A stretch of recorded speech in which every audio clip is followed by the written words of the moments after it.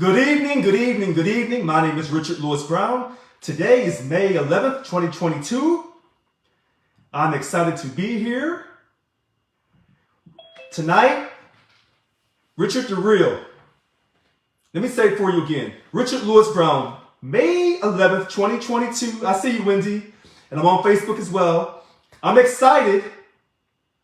I haven't felt this excited in a long time. Tonight's subject, does politics matter? And so I'm going to let people make their comments 2 minutes or less about Local 1000's efforts to continue to spend money on politics. Now, you know, I was elected president in 2021, and I said no political spending. We've been doing political spending all these years. Has it paid off for Local 1000? Has it paid off for you? And I would say the answer is no. Political spending has not paid off for you, regardless of who has been in the governorship. Whether it's been Schwarzenegger, Brown, or this current governor, Newsom. Tonight's topic, does politics matter? Now, as you all know, everyone knows this great war that's going on within Local 1000. And they're trying to basically remove me from office and kick me off the board. Two separate issues.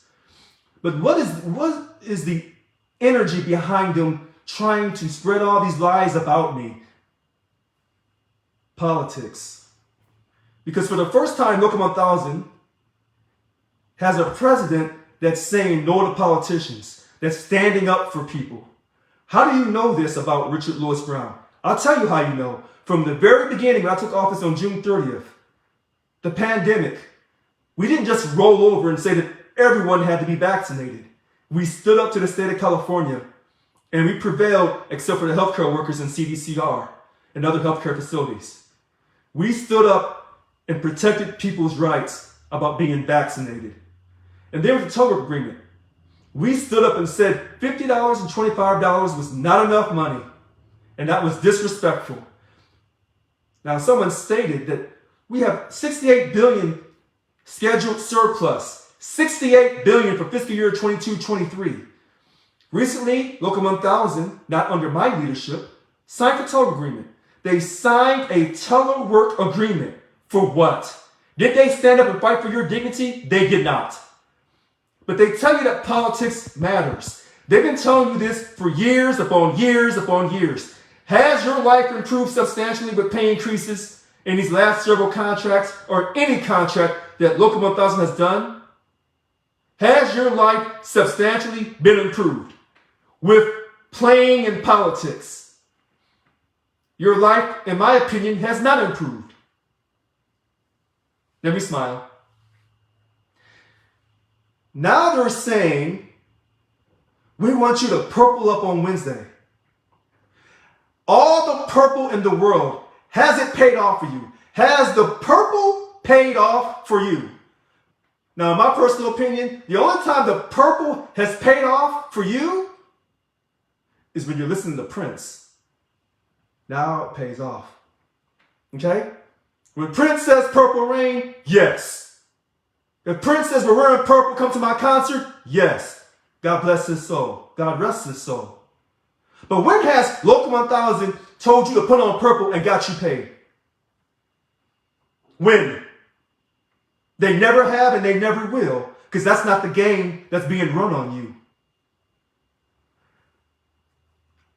Maybe someone will raise their hand and give you an example where the color purple, by purpling up on Wednesdays, was able to get them dignity in the workplace. Maybe the color purple was able for them to not let CalHR be the final decision maker on their dignity. 5.11. Again, this is the political season. We're going to re-elect the same governor or elect a new governor this year. And this is why they have made a concerted effort to lie and smear my name to remove me from office. This is their attempt. Because they want to continue to spend money on politics. The same thing they have done in the past. It's almost as if the former president has been reelected and no one told you. That's what it looks like. They're doing the same thing the former president would do. Continue to be involved in politics that divides our union, that does not build unity in our union. It does not build unity in our union being involved in partisan politics. Half of our union, non-Democrat. But yet, you'll see that all these political adventures they're in supports the Democratic Party.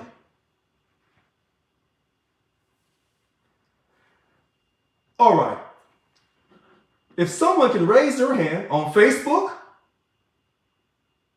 or on Zoom and tell me how wearing purple on Wednesdays has helped build a solidarity in our union to help us negotiate for a great quality contract, because I can tell you it never has.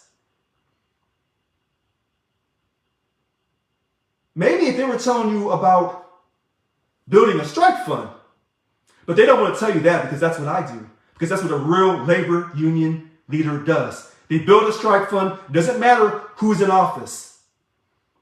And so I tell people on Zoom and I see people on Facebook, this idea that we have to continue to support politics is not what the membership stated when they voted for me to become the president of Local 1000. The truth will come out about all the lies and all the things they've been doing in secret with your money. It will come out, but that's politics for you. All right, so I see a hand raised. Let's go to Derek Rogue, 770 Secretary Treasurer. Go ahead, Derek.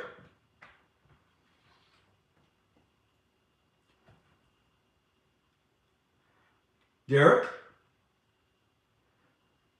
You can unmute yourself, Derek.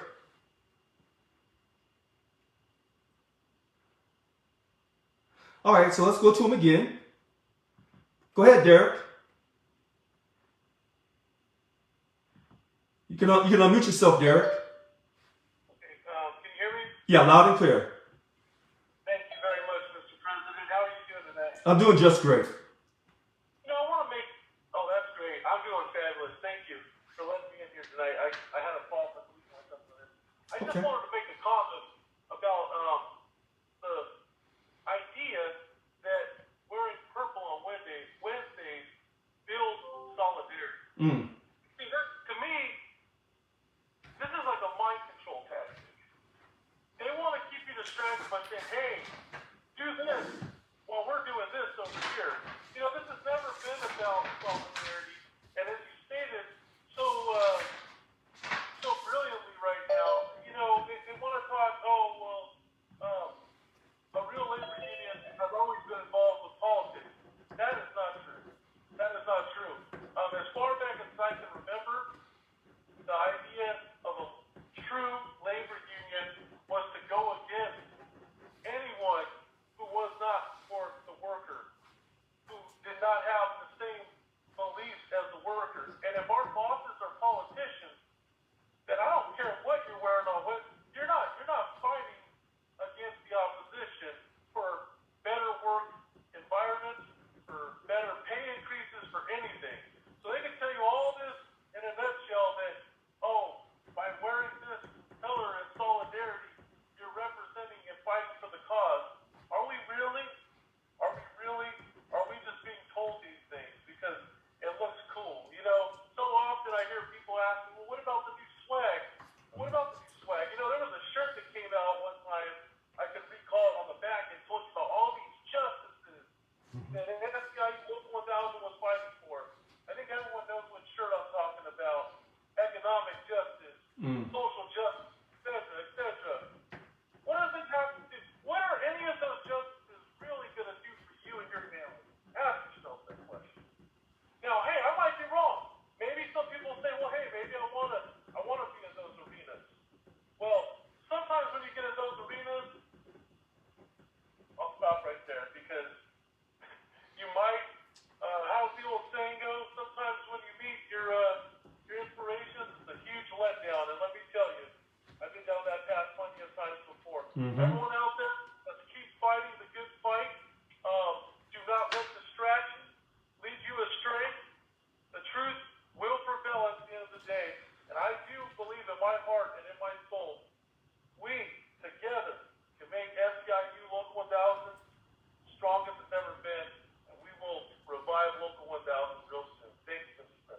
You're very welcome. DLC 770, Secretary Treasurer Derek Rowe, thank you for calling in. He makes a great point.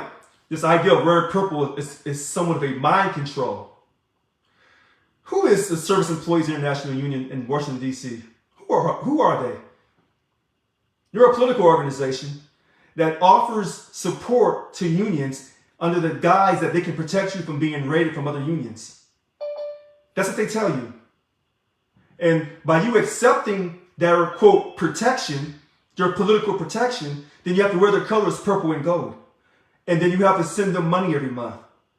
In our case, for Local 1000, you send them $688,000 a month. $688,000 a month to be part of them. And then you carry out your political program. And then you have to also raise political money. Committee on Political Education. That's called COPE money. That money goes to them. Once you make your threshold, anything past that threshold, they send back to you. But you never knew that until I became president. It is mind control. Hi, Joyce. I'm talking about the union. Thank you. All right. So, as you notice, I do things on Zoom and on Facebook. I'm doing two things at the same time. So, if I call somebody's name out, they're usually really important people. Joyce knows me from when I was a child. All right. She's part of my family. All right. So, here we go. Politics. Does it matter for Local 1000? I see a hand raised. So let me go to it. Oh, okay, where'd they go? It was Joshua. Now I don't see his hand raised anymore. All right, so go ahead, Joshua. All right, so maybe he'll raise his hand again. So here's my thing. As you know, I'm fighting these evil people. I'm asking people to send me donations through Cash App, 408-207-2339, because it takes attorneys to fight these evil people. I'm fighting two different cases, the HR 1 situation, the internal conflict, that's the HR 1, and then the lawsuit that they're trying to, quote, run me off the board, that's another issue. So when you find someone who's telling you the truth, that's fighting for you equally, who's not lying to you, who's giving you transparency, not translucency, but transparency, the powers will say, does he support the status quo? Because if he's fighting the status quo, if he's going against what we've always done, I see you, Darren, thank you very much. If he's doing that, he or she, we got to discredit them. We have to run them off. We have to demoralize the people who support them, demoralize them, disenfranchise them, take away their voice of their voting. That's what they're trying to do through politics. All right, so I see Guy Fawkes. All right, so go ahead, Guy. Yes, Guy Fawkes, please, go ahead.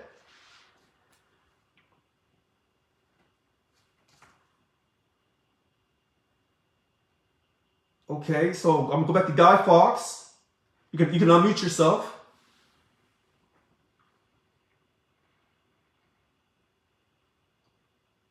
Okay, so here, I'm going to ask you to unmute yourself, Guy Fawkes. There we go. Okay, there you go. Thank you, Mr. President. You're very welcome. You touched on a couple things, that are near and dear to my heart, and I wanted to expand upon those. When you talked about the amount of money that we send to the international, and what is, the international, when it is nothing more than a PAC for the Democratic National Committee. That's correct. We send them a ton of money. I've been around the state long enough to remember that when we, as state employees got furloughed, and I'm sure a number of other people in that remember those, 3 days under Schwarzenegger, right? Mm-hmm. Well, where was the international then? When we were sending them money, where was the international protecting our paychecks? And then it was our own president, Yvonne Walker, unilaterally dropped the lawsuit, and we never got, that reimbursed. The other unions that, that kept their lawsuits got reimbursed. But you go back to, the question of, is politics near and dear, or does it matter? Well, if you listen to, those that believe that politics matters, and there are a number of them who have said politics matters. They also say, that the state is our boss. Well, you combine those two things, and and we're sending money to our boss and hoping our boss supports us. And isn't that also kind of, couldn't you also call that like bribing your boss?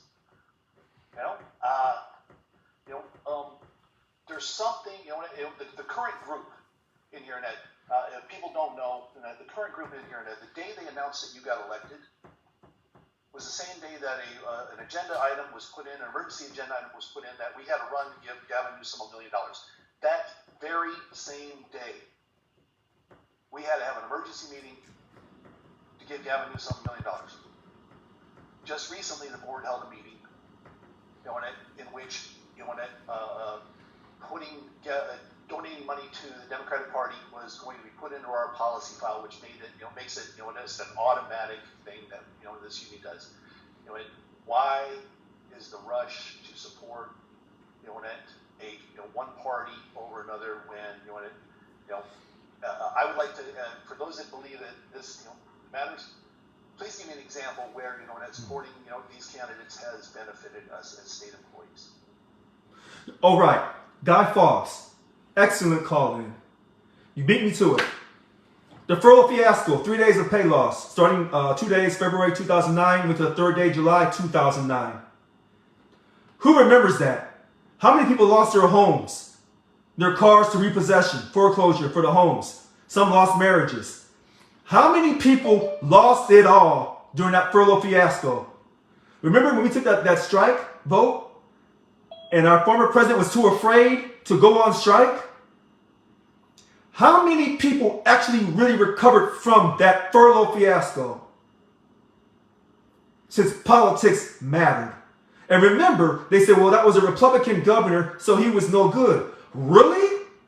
Well, then why did that Democratic legislature approve what he did? Well, let me slow down for a second. Woo, told you I'm feeling it tonight. Let me slow down. Hold on. Woosah, woosah. Let me slow down. I don't want y'all to say I'm being angry. But this Guy Fawkes, he makes a great point. Where was the International during that furlough fiasco? Did they come down in that purple airplane? Did they have you purpling up, building up membership during that furlough fiasco? They did not. Governor Brown, elected 2009, took over in 2010. PLP 2010, 1 day's pay loss for that contract. Then, under that signed contract, 2010 to 2013, we lost another day. We decided to give up PLP with Governor Brown. 2 days with him, 3 days with Schwarzenegger. Hey, wait a minute. We just lost 2 days, fiscal year, 2021, 2 days a month with Gavin. And we were scheduled to lose 2 more days the next fiscal year, this current fiscal period coming up. So we lost 2 days with Gavin, 2 days with Brown, that's 4 days, and we lost 3 with Schwarzenegger. It didn't matter who was the governor. The Democrat-controlled legislature didn't care about you. They never have. They never have. He talks about when Guy Fawkes said, quote, listen to our leadership, some of these so-called Local 1000 leaders. The state is our boss. I am the only person who has ever told you since 2015, probably from 2012 actually, the state is not your boss. If you are a labor union, the state cannot be your boss. They are a partner in this relationship. Now, many of you don't understand that. I'll say this as a man. Any man who's successfully married, he ain't the boss. I can tell you that. If he's successfully married, maybe unless he goes way back in time, this is a partnership with the state of California. When have you heard these so-called Local 1000 leaders tell you, we're in a partnership and we're going to fight for our half? They never have and they never will. They will continue to tell you the state is our boss. Next thing, the emergency agenda item. May 28th, 2021. They announced on May 24th, I was elected president unofficially. May 28th, it was official. Went out that night on Friday night. Emergency board meeting on June 2nd, 2021. $1 million to the SEIU State Council to help Gavin Newsom fight off his recall. Why did they do that? Why? Because they knew I was coming. They knew I was coming. And they knew that I'm not a politician, even though I was elected to a political position. That's what they knew. And they made a rush to get the money to help this current governor, who, remember now, took money from you. And he wanted to take 2 days to pay for 2 straight fiscal years when he had a surplus of billions in the state budget. The billions of dollars has always been there. There's billions of dollars right now that's not unspent, and there's $1 billion for the next fiscal year. And then when we decide, not under my leadership, to accept $50 and $25 for a telephone agreement, are you kidding me? It's almost as if the former president is still running the union. Enough. Moving on. Darren, please. Go ahead, Darren.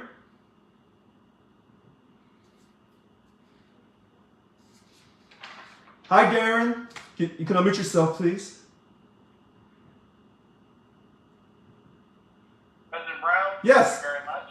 I appreciate it. I had a little bit of an issue trying to get the cursor to work right. Don't worry about it.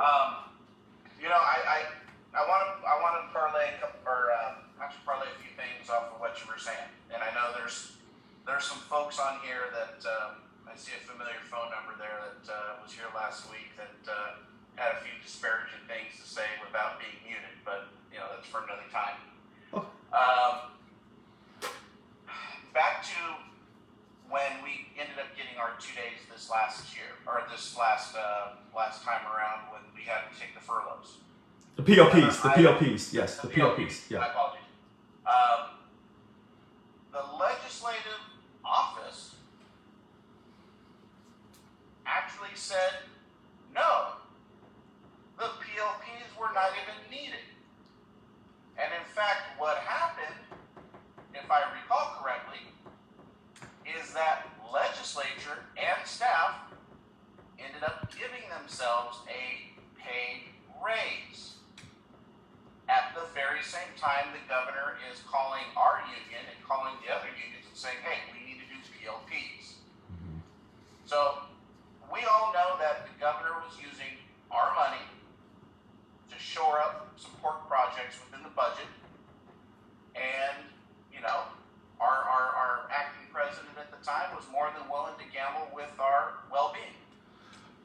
One quick point, Darren, before you go to your next point.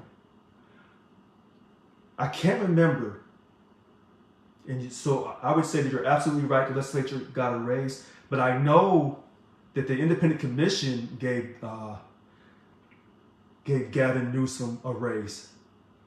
I know that. So go ahead. You are correct. Okay. And one of the things that, and I don't want you to take this the wrong way. Okay. But I want you to hear this full thought, and I know there's a few people on here that I would really hope they would have these discussions with their other members. Okay. When I hear the whole thing from past leadership that politics matters, to a certain extent, they are correct. To a certain extent. Okay. But politics matters when the active side actually is holding up their end of the bargain and doing everything for you that they should be doing. So when we turned around and gave the political action committees for the re-election of Gavin Newsom, that went through SEIU State, and actually from what I recall, that I think it was probably the largest donation that SEIU State was relying on to feed the PACs at that particular time. And from what I recall, there's no accountability for SEIU State to report back to SEIU 1000 on what political action committees that money was given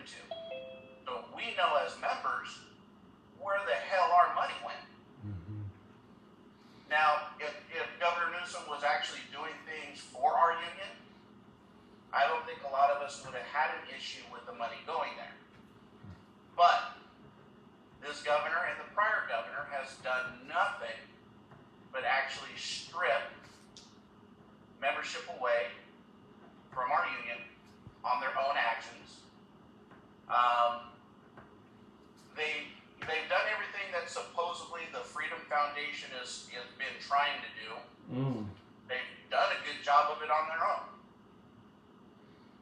Because the state is moving forward with not only removing jobs off the rosters as people retire and shrinking the amount of positions that are open within state service, but the state for the past 3 years has been actively engaging in this quote-unquote modernization of state service, which we all know at the end of the day is meant to remove state employees and funnel money into private industry and into private tech sector in order to come up and develop AI or artificial intelligence programs to perform the duties of state workers.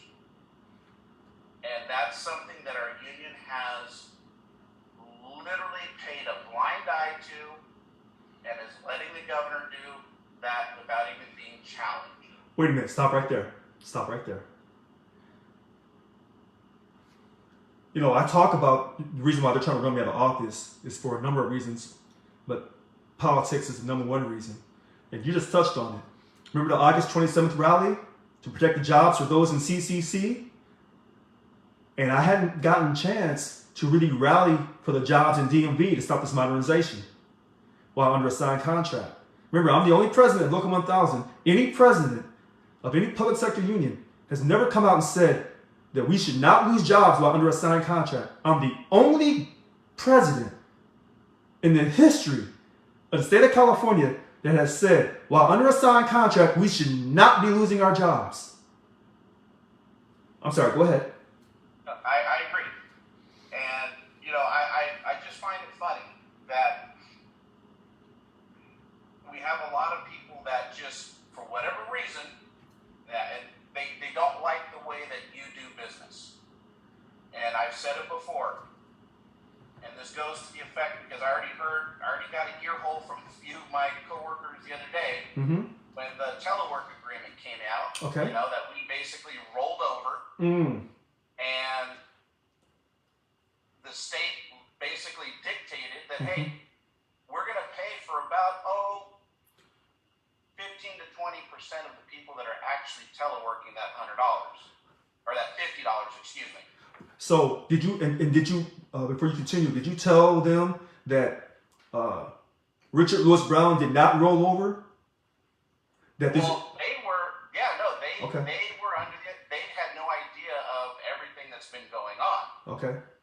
So I had to educate them that, you know, they have supplanted you for the time being. Okay. And that they made that decision, and basically it allowed the state to pick and choose of who gets that stipend or that money. And it's embarrassing.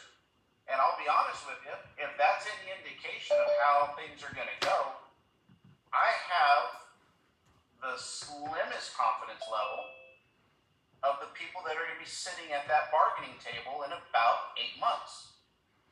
So with that being said, I see Colleen Coward on Facebook asking, why is CDCR still full of jobs with registry agencies like the lab assistant jobs? And so I told Colleen and everyone in CDCR, the reason why they're able to get away with that, because your union has never fought that, which is the same thing that Darren's talking about, the modernization, job shrinking by the California state government, and he's referring to the jobs being lost in DMV. But they realize as long as I'm not in charge of this union, and I'm not your chief negotiator, then they can continue the attack on the middle class, and I hate to say it, the working poor. They can continue to control us as children. Go ahead, Darren. And I just want to close out with one thing as well. And there's Okay. some folks here that that I really want to open their eyes up to.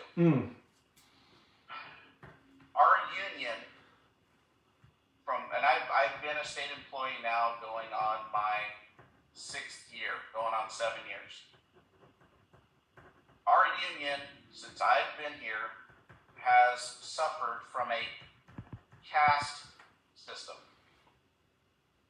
CASTE.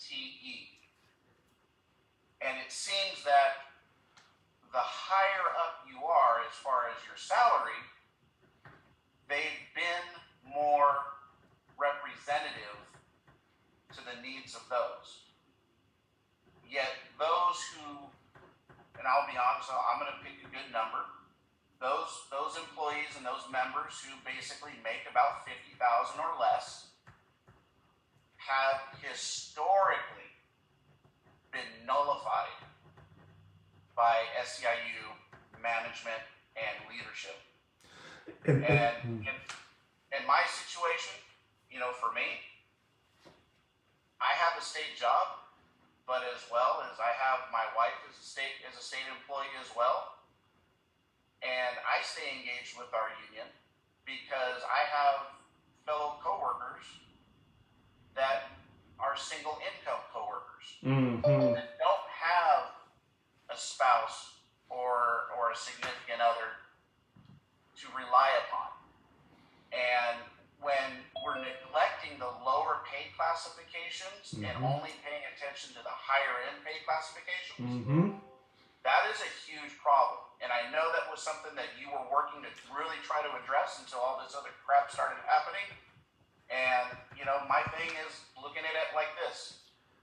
If we don't fight for everybody, we only fight for who we want to, then you can cry and complain about Janus. You can cry and complain about the Freedom Foundation. And to me, that's like crying wolf. Because at the end of the day, when you have the capabilities and the ability to work for those on the lower end of the pay scales, and you're losing them because, hey, at the end of the day, somebody that's making $80,000, $90,000 a year, they don't have a problem paying that $90 a month. That's correct. But somebody that's making $35,000, $40,000, $50,000 a year, and especially right now, Right. $85, $75, $85, Right. that's gas for work. That's lunches for a couple of weeks. And that's a huge problem that the past leadership and even a lot of the folks on the board they don't pay attention to, and they don't want to pay attention to it. You're absolutely correct. And when I said it in 2018, and I said it even stronger in 2021, a 21% pay increase across the board for everyone. Now, the people on the higher end don't need a 21% pay increase unless you talk to their spouses or their children. But those, particularly the custodians, those in DMV, the office techs up and down the state that run these offices who won't get permanent telework, who will have to continue to come to work every day. The low-wage workers, they need that 21% pay increase across the board. So we don't show favor to, the higher end or the lower end. We treat everyone the same. We need a contract where everyone gets a substantial pay increase, a 21%. It's not crazy. It's not insane. We don't need special salary adjustments that cause dissension and disunity in this union.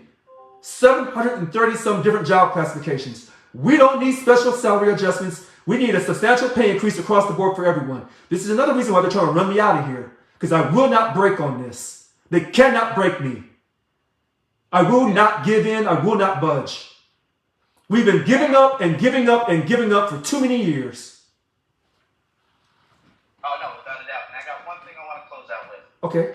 And this is the other thing that I'm hoping that it falls on some ears and people listen to it and digest it. We have a board member on our board that also sits on a board for CalPERS and has been on that board for a long time. Teresa Taylor. Yes, sir. And our board, and I really want to have that discussion. I'm hoping somebody brings it up or somebody eavesdrops on this conversation and decides to say, hey, you know what, it's worth the discussion. Because we, as a union, having to go through CalPERS for those of us that go through CalPERS, understanding that CalPERS is the worst performing program out there in comparison to the other public sector retirement programs. CalPERS underperforms by 4 and 5% versus the other firms like CalSTRS and a few of the others that, hey, that's Martha Sullivan compounding joined the over meeting. a duration of employment. Mm-hmm. That's thousands, tens of thousands of dollars that we're missing. So And our board needs to actually ask for some accountability. you won't see it. Why? Okay, Darren, I'm gonna. No, I get it. Yeah. But I'm gonna close out with that. I'm gonna Okay. let you go. Okay. And thank you very much. Thank you for calling in, Darren. He makes great points about accountability, where our PAC money is going, about the state government, California state government shrinking our jobs, the fact that there are some people in Local 1000 who have not liked me, and there's a good chance they'll never like me. He also made the point about the caste system. Those who make higher wages get treated better than those who make lower wages. And he also talks about the past leadership saying that politics matters, and he made the point. Politics matters when the other partner works with you in good faith. Let me tell you something. Why would the state of California work with you in good faith? They don't have to. When you have people in Local 1000 who are so-called leaders telling you that the state government, the governor is your boss, then if I'm your boss, I'll tell you what I want you to know and give you, listen to how I say this, I will give you what I want you to have, and it won't be a whole lot. All right, now I see on Facebook, there's 2 people here that are trying to join me on Facebook. So here, I'm gonna click on this for a second. I see Devon Aaron Wisdom. So I'm gonna approve him. I'm gonna request to see if he really wants to come on Facebook and join me. Because I don't want to ignore people on Facebook. But I want people to know that this idea of them trying to, quote, remove me from office and all these lies they've been saying about me and I was causing this financial malfeasance and all this is nothing but lies. Lies, lies, lies. And anytime any of these so-called Local 1000 leaders want to debate me live on Facebook, anytime they're ready, trust me, I'm always ready. So I see Devin. Go ahead, Devin. Hi. Go ahead. Hi. Can you speak up a little bit? Hello, Devin? Hey, I can't hear you. you can't hear me? Yeah, your voice. Oh, You have to speak Yeah. up a little bit, sir. hold on. The voice is dying. Yeah, you have to turn up your volume on your computer or your phone. On my phone. There we go. Yeah, Can I you see hear me? you.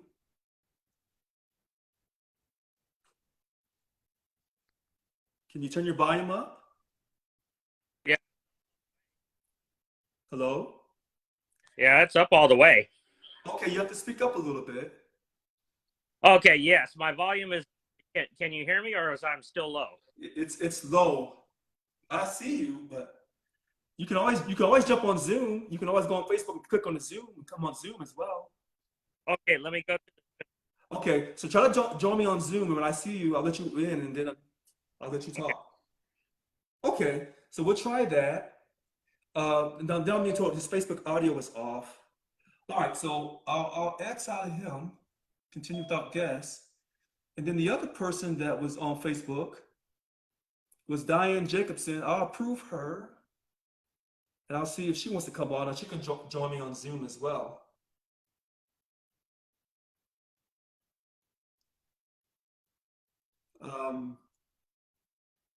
All right, so give me 1 second here. We're trying to see if Elizabeth Jacobson wants to come on Facebook.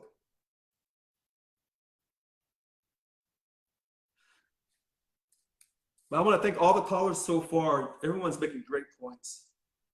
Oh, I see what Kelly Newby just said about the CalPERS board violated open rules in meetings.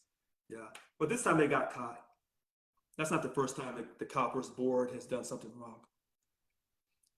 All right, so I guess she's not coming on. Maybe she did it by mistake. So let me go back to the top, and I'll see if Devin comes on Zoom, and I'll let him on. But we still have not heard anyone comment tonight after what Guy Fawkes said. Give me an example of how politics has paid off for this union. I see you, Diane. No worries. No worries. No one has called in and said, hey, by us spending all this money on politics, this is how it's substantially paid off for Local 1000 membership. But I would say not just for the members, but for all represent employees, because that contract protects all of us, whether you pay money or not. And so, as you can see, by them trying to remove me from office, now they're all of a sudden just trying to spend money on politics. You see how important this is. Because they're stuck in the past. They are stuck in the past. This same idea that we will continue to pay politicians. But the politicians, I have said this 1,000 times, and then I'll go back to a hand raise. When we were losing 2 days of pay per month for a whole fiscal year, and we were scheduled for that second year, did those politicians lose any money from their checks? They did not. They didn't lose anything, but they convinced you to give up your money. And I've said this in a joking way before in the past. Educated people will try to convince other people less educated than themselves to give up their money. And they'll do it in a really dignified, professional manner. But in the street life, there are certain people who get other people to go out and do all the work for them, and then they bring them all the money. That's in the street life. Some of you know exactly what I'm talking about. But it's Wednesday night. All right, so Guy has spoken. Guy Fawkes has spoken. So we'll go to an E.B. Lynch, and then we'll go back to Guy, and then we'll look for Devin to come on. So we'll go to an E.B. Lynch. Go ahead, E.B.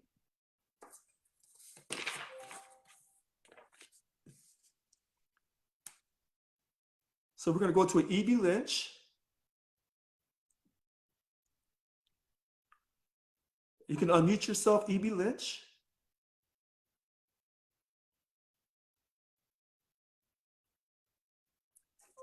E.B. Lynch. Okay. If you can please unmute yourself, E.B. Lynch. I'm not able to unmute. Okay, so we'll come back to E.B. Lynch. She says she can't unmute herself. Okay. Oh, there you go. There you go. Yeah, I was having some type of technical difficulty. Okay. Thank you for taking my hand. Oh, you're very welcome. I'm sorry I came on late. From my understanding, you're asking people how politics matter or how politics affect individuals. Is that correct? Now, what we're asking is, since there are some people in Local 1000 that tell other people that politics matters, give us an example where all this money we spend into politics has mattered to Local 1000. Okay, so my understanding of politics is not as narrowed as what I've seen so far within our union, because what I believe, I do believe in politics, but I believe in the true essence of politics, in that we as a group, just as I believe in the true essence of unionizing, we as a group have to understand that politics is not about the individual that we vote for going out there and doing the work for us. Because just like as I said last week, we can't all 100,000 speak at once at any function. We have to come together and choose an individual to speak on our behalf, speak with us, not for us, but with us on the issues that we collectively have said matter to us. So to me, politics matters because we get to vote. We get to say, hey, this individual is going to speak with us on these issues that matter to us. So the way politics is represented is not the way that I believe it should be represented. And that's why I fight. That's why I stay in the fight. That's why I stay in Local 1000 and start talking to people about politics, because your vote does matter. So they would love for us to stop voting. Just as you said, President Brown, they would love for us to get out of the union. But we can't do that. Just as people have died prior to us being able to have the vote in our and for Congress, for President of the United States, for representation within the Senate, within the House of Representatives, we also have to understand that there are people who did fight for us to be able to have a union, have a voice within Congress, within our Senate, within our state legislature, and so forth. So no matter what they may think about how it should look, the true essence of politics is how we define it. I do not accept their definition, just as I do not accept their vote for instead of mine. My vote matters. What my word is about it matters. So yes, for me, politics do matter. And I don't think anybody should allow somebody else to tell them what they should think or how they should vote. So they should get out there and be vocal about it. And don't allow anybody to tell them what they should or shouldn't say or who they should or shouldn't vote for. Okay, well, thank you very much. A lot of people have strong opinions about this. I would say politics has nothing to do with Local 1000 because politics is a deeply personal issue. And as we know, our union is split 50-50 between Democrat and non-Democrat. And our union has a history of supporting the Democratic Party, and that's not right. Because at the end of the day, we have lost money, whether it was regardless of a Democrat or a Republican as the governor, and with our Democrat-controlled legislature, we have always lost money. You keep doing the same thing over and over again, yet you expect something different, it won't happen. All right, one quick thing. Colleen Coward, why don't the lab assistants ever get anything during bargaining? That's a question you should ask your bunk chair.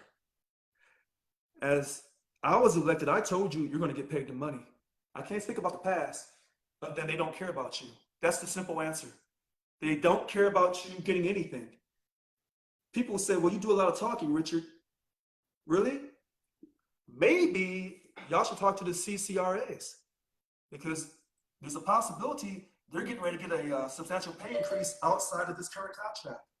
Why? Because Richard Lewis Brown was helping them. But I didn't talk much about that. I kept it to myself. Because if I help one group, then all the other groups come to me and say, where's my money, Richard? They had a substantial, compelling reason that goes back to 2008. And I didn't know any other job classification like that outside of the transportation engineering technicians. So I would tell you, Colleen, as long as I'm your chief negotiator, you will get a 20% pay increase. You say, well, how? It's very simple. You have to fight for it. Well, how do you fight? How does a union fight after they organize and strategize and organize, mobilize? At the end of the day, what is a union's number one? In my personal opinion, their only way of fighting is by the use of a strike. Not a one-day strike, not a two-day strike, a strike until you get what you need. Period. I see you, Diane Jacobson. Thank you, Colleen. I see you, Diane Jacobson. I don't know if some of these so-called Local 1000 leaders are still trying to hustle to get the salary stipend or not. I don't know. But I guarantee you this. When I'm in this situation, you don't have to worry about that.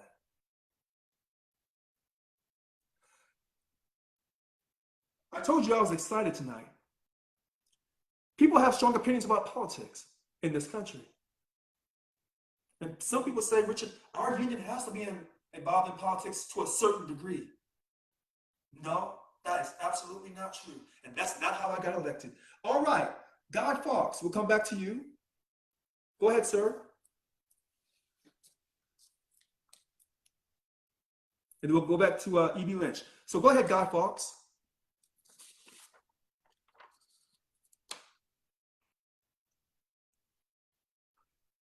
Here, let me. Okay. You can unmute yourself. Go. I hear you now.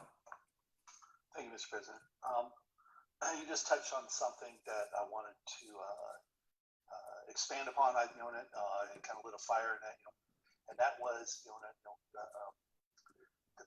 basic foundation. Who represents the working class? Who represents the labor of this country? Is it the politicians, the Democrats, Republicans? Do any of them show you that they're here, defending, the working class? I don't believe so. But that's for people to make up their own mind or come to their own conclusion. That I do want to be a little more precise. Does politics matter, right? I would say let's let me slice that up and say, there's a difference between politics and politicians. Okay. Politics that money that going to politics that defends our the working class, that defends our pensions and labor rights, and that, yes, I think that's that money well spent. Money that goes to politicians, is just favoritism, or personal preference, and clearly that it is spread across our union, a lot of different ways. Earlier, a gentleman said something about the caste system, and that, and Evie was kind of touching on it all. That our leadership assumes that because they want an elected office, that their opinions are shared by people they represent. Yet a lot of that leadership has never garnered one single vote from the people they represent. So we went, how is allowing them to inject their opinion without any kind of membership input is just is a gross negligence of the office. And you have to talk to your members in order to properly represent them.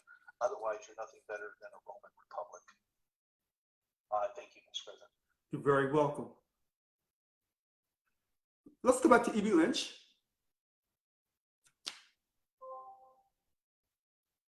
You can unmute yourself.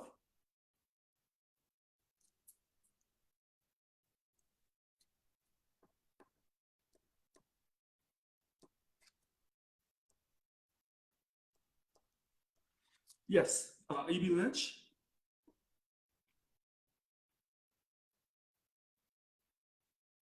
Not unmuting. Okay, so here I'll try to unmute you. Okay. Okay. For some reason, it only unmutes after I put in the text saying that in the chat that says I'm not able to unmute, but okay. Well, it may be my fault too. I'm trying to run through all this stuff, so it may be me. Okay. No, that's fine. Right. Thank you, Mr. President. I appreciate again for the opportunity to speak. I would like to expound a little bit because I think you said in your last statement that something to the effect that politics, I don't know verbatim what you said. I can't remember verbatim what you said. However, I think the essence of it was that politics has not helped us in this union. I would beg to differ. Okay.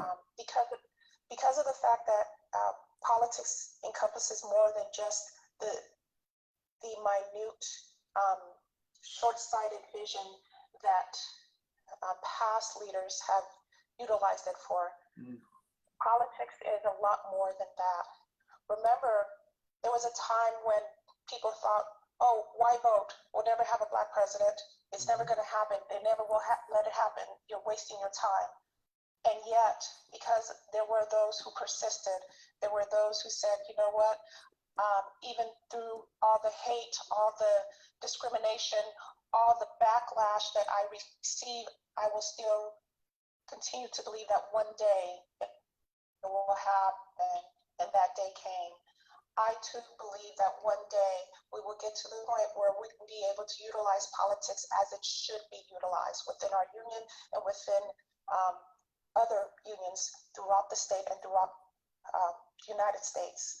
Because politics is is the essence of what unions are about. It's about the people. Remember that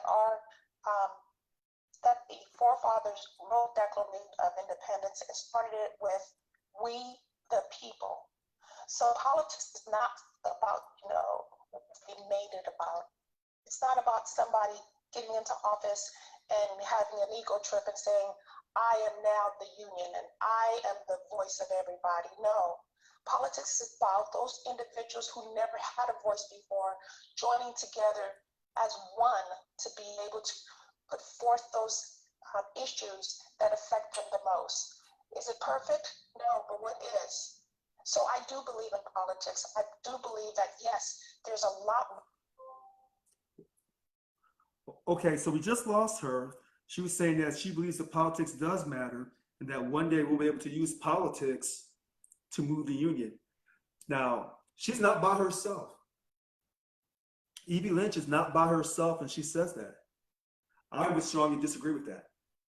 I would say that as long as people think that coming together for politics, when we know that this country is divided over politics, this union will not come together like this. This union comes together by us stating that we're going to use a strike fund and we're going to negotiate for a substantial pay increase across the board for everyone equally. Politics will not get you unified to create a strike fund. That's something we do within our own union, not through politicians. All right, so I see her hand raised, so we'll go back to her because she got cut off. Hold on one second here. All right, are you back, Evie?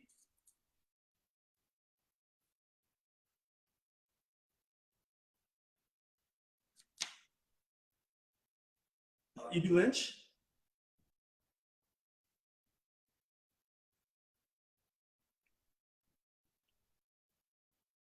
Okay, I'm unmuting. Okay. Okay, thank you. Okay. Yeah, I don't know what happened. Somehow I got cut off.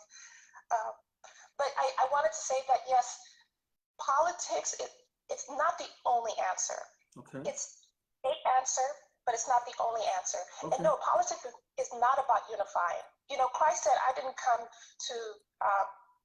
Christ didn't come to unify. He came to divide. And I believe that politics is supposed to be used in the same way, because there are some issues that you can't wait for unification on. You still have to fight for them. And there are issues that are systemic within our system that have to be fought in the political realm, whether we like it or not, because they are part of the political realm. And I don't believe that it's the only way for us to fight. I believe that we have many tools in our tool bag that we can utilize, but we should obey the ones that are just strong. And politics is a tool, just like striking is a tool. We are just as this tool didn't use for this particular issue, Right. that it won't be utilized or effective for other issues.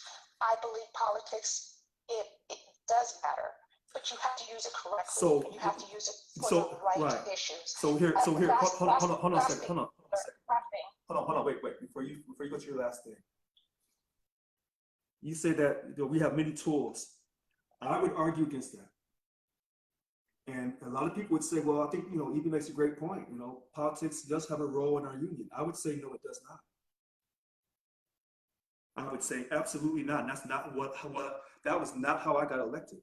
So for me to all of a sudden change my whole mindset, my 10-point platform said no political spending, period. And so I have to stick back to how I got elected. But I know people like Evie and others feel like, politics does matter, but yet no one has been able to call in tonight and tell me how politics has stopped mandatory overtime at the prisons. No one has been able to call in and tell me how politics mattered where it protected your paycheck under a signed contract. All that politics didn't matter. None of it did. So, sir, Yes. I respectfully respect your opinion. I just disagree. Well, I know you I did. disagree. Yeah. I disagree because politics was never utilized the right way. It's like somebody taking a hammer and hammering down a nail sideways and saying, well, see, it's crooked. Well, yeah, because you've been using it in the wrong direction. Of course, it's going to be crooked. If you don't know how to utilize the tool, then get out of the way and find somebody who knows how to utilize it the right way.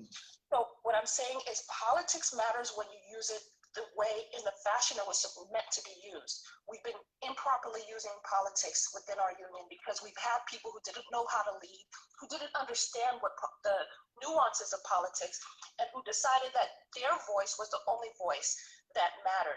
So But if one you quick don't thing, like- one quick thing.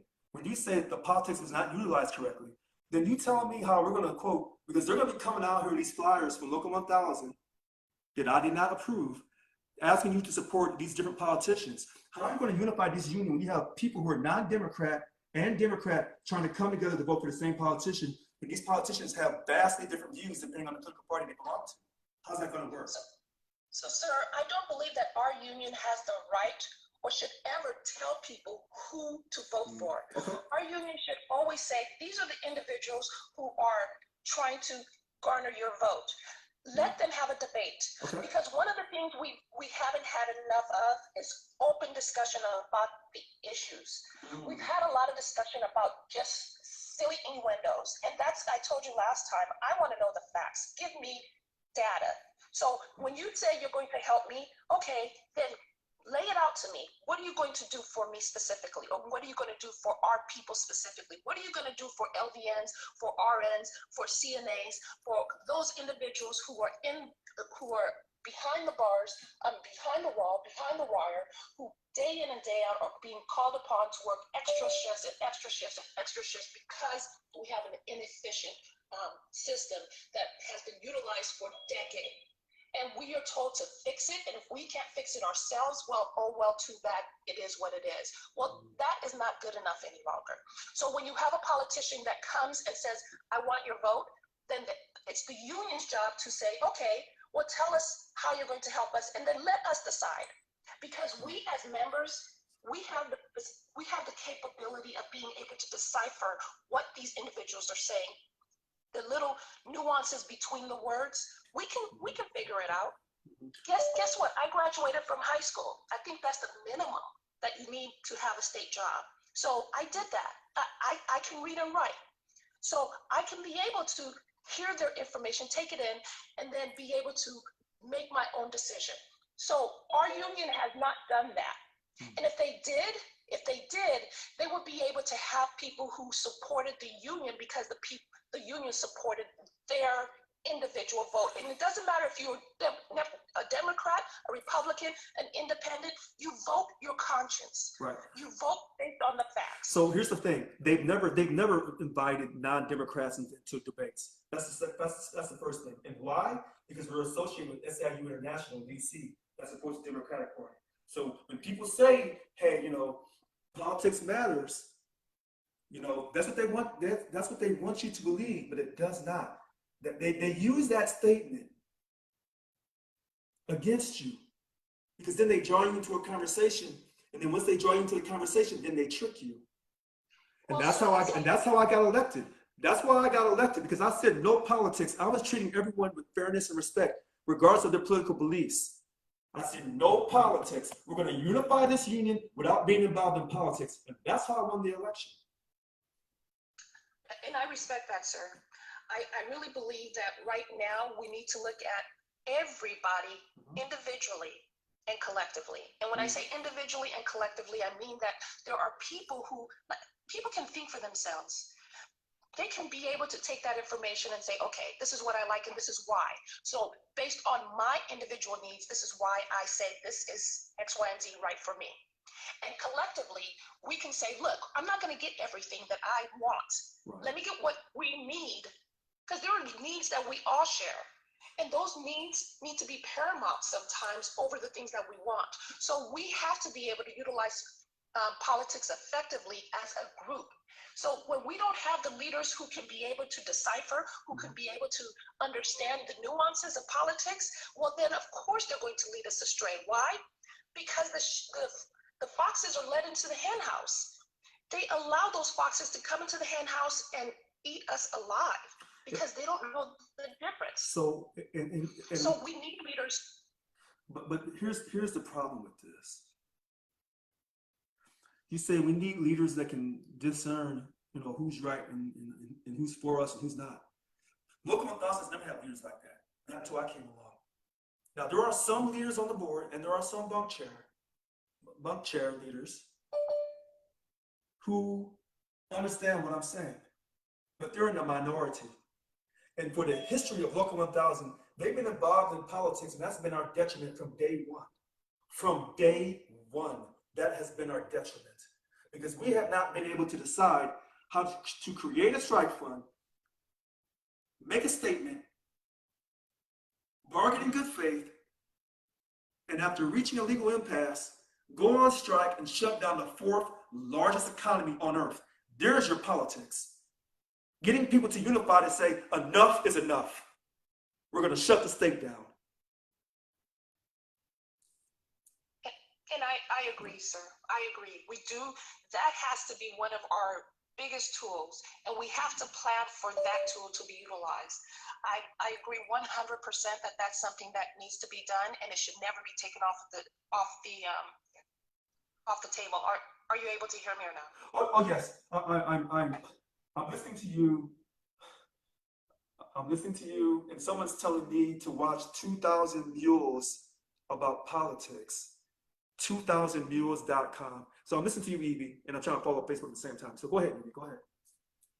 Yes, sir. Okay. So what I'm saying is that there's way too much apathy, and that's by design. There's a lot of apathy within Local 1000. And we, the people, have to fight through that apathy and get people involved. We have to get our members involved, because it really truly is. Our mission statement is a strong one when it's utilized. We have to start from the membership and move our way towards you. That's what I say. It starts with the membership, the members, and it should be from the members and then to the leaders who are directly involved with those members. So if anything, the politics should start where the members say, this is what we want. And then it goes down to those representatives. So let me read you this, Evie, before I go to the next person with the hand raised. By DLC 709 President Delon Johnson. Politics. The activities associated with the governance of a country or other area, especially the debate or conflict among individuals or parties having or hoping to achieve power. So I'm reading to you what he said the definition of politics were. And I think you're saying the same thing. I think you're saying the same exact thing.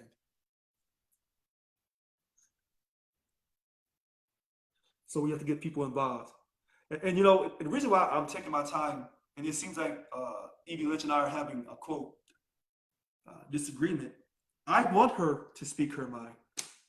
Because remember, I'm telling you, I can debate anybody, anytime, any place on my platform and how I got elected and the things that I've done and things I'm going to do in the future.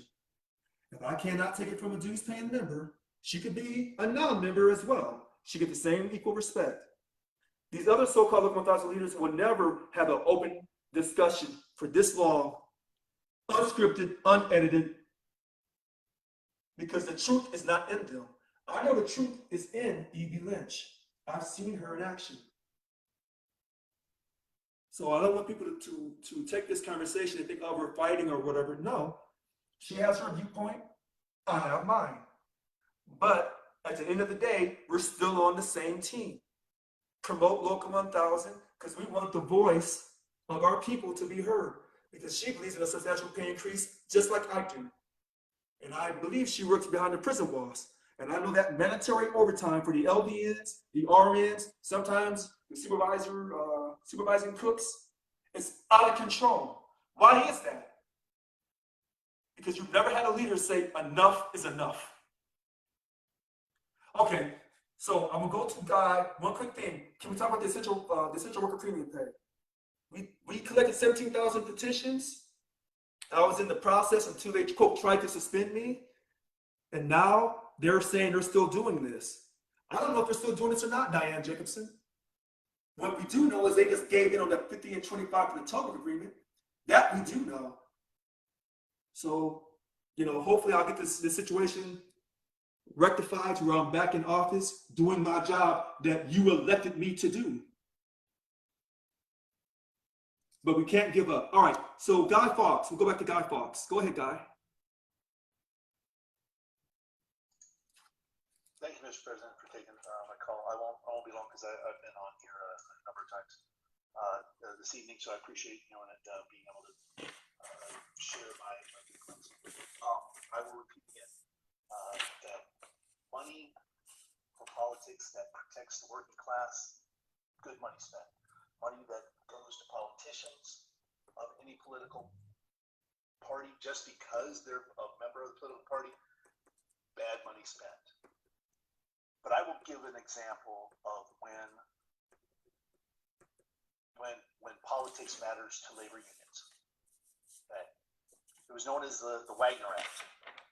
The Wagner Act established the 40-hour work week, established overtime laws, established child labor laws. It established a minimum wage. That was 1935. That's right. That's right. Thank you. That's when politics matters, because that's when when that things put a foundation under the working class. I haven't seen anything in my years of working where supporting any political party has benefited the labor class. Quick question. So when you talk about the 1935, the Wagner Act, and I think the National Labor Relations Board started in 1935, I think that act was 1933.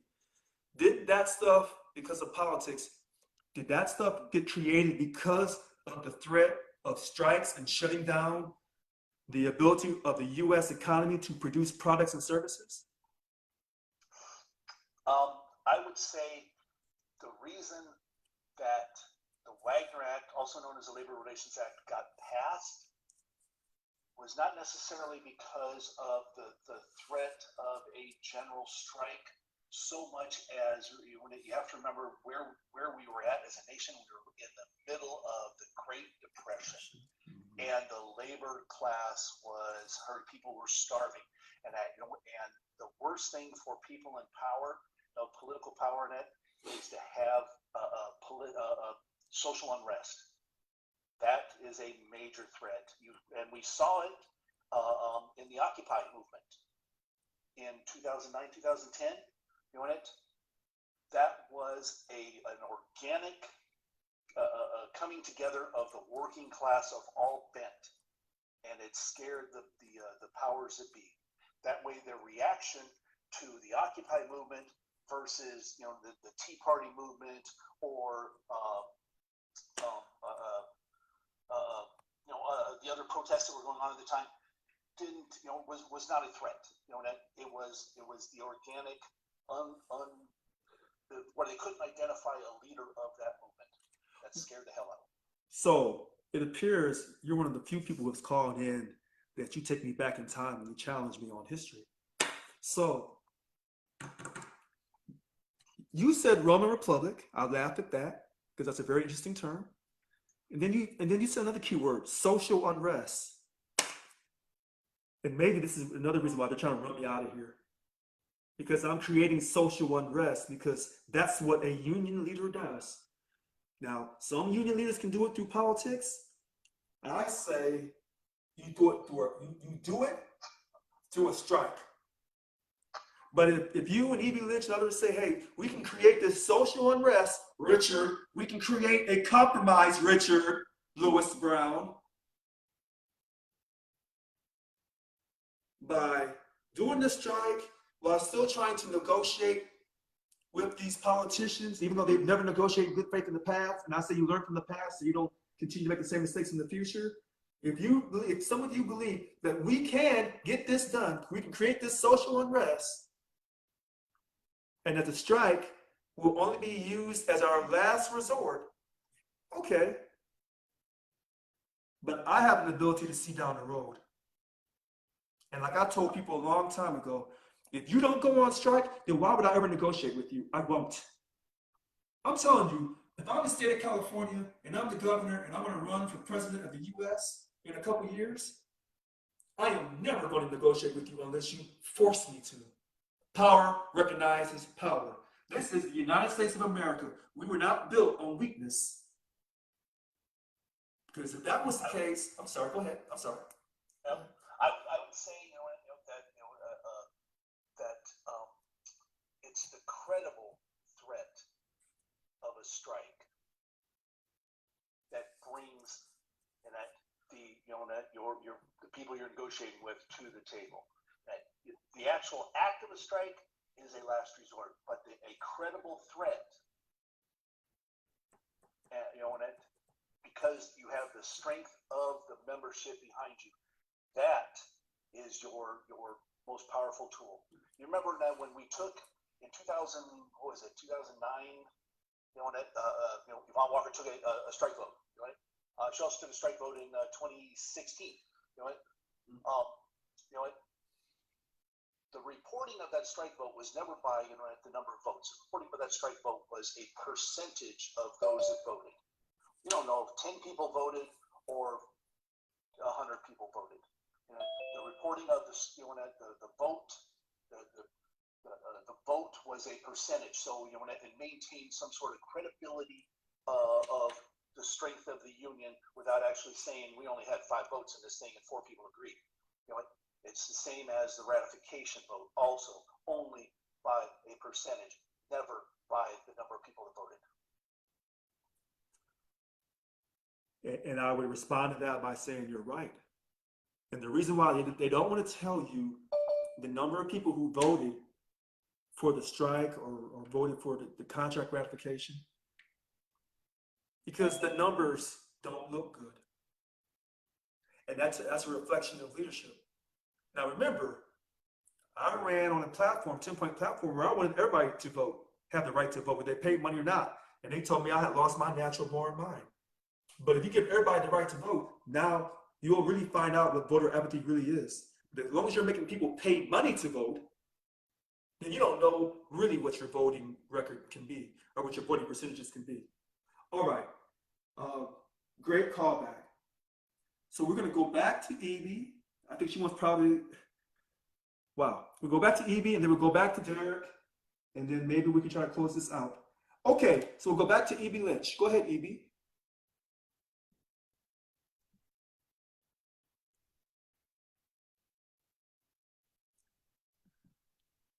Okay, I'm trying to unmute you. Thank you. Okay. Actually, because Derek has not spoken, it's President Brown, if you could allow him to go first. Oh, he spoke. He spoke. Did you want to piggyback off this, the politics issue?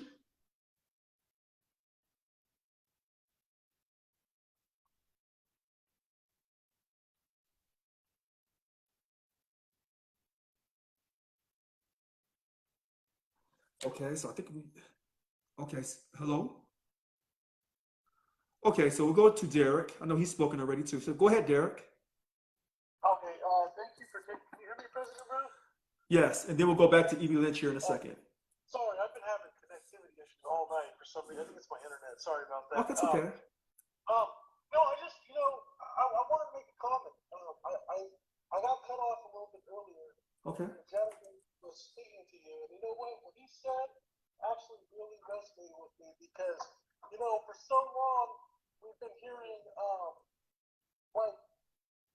we'll get these updates in our emails from this current administration, and it's happened in the past with the past administration, and they'll have a big headline on the website that says, "Victory, we won, and they tell you everything that you don't want to hear. It's like, well, did we really win? And you want to talk about funding politicians and getting politics involved with their union. I can't remember the last time we really did have a victory as a union. I mean, I'm thinking back to the last side letter agreement we had during COVID when we took the pay cuts. That was, I don't know, maybe others might disagree. To me, that wasn't a victory. And then when we basically caved into the state and didn't follow up with the strike, when they were talking about a strike vote last time, that wasn't a victory. So I'm really wondering, they're saying, "Oh, victory, we won." I'm kind of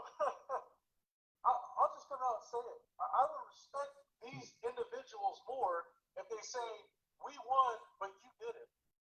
We won, but you did not.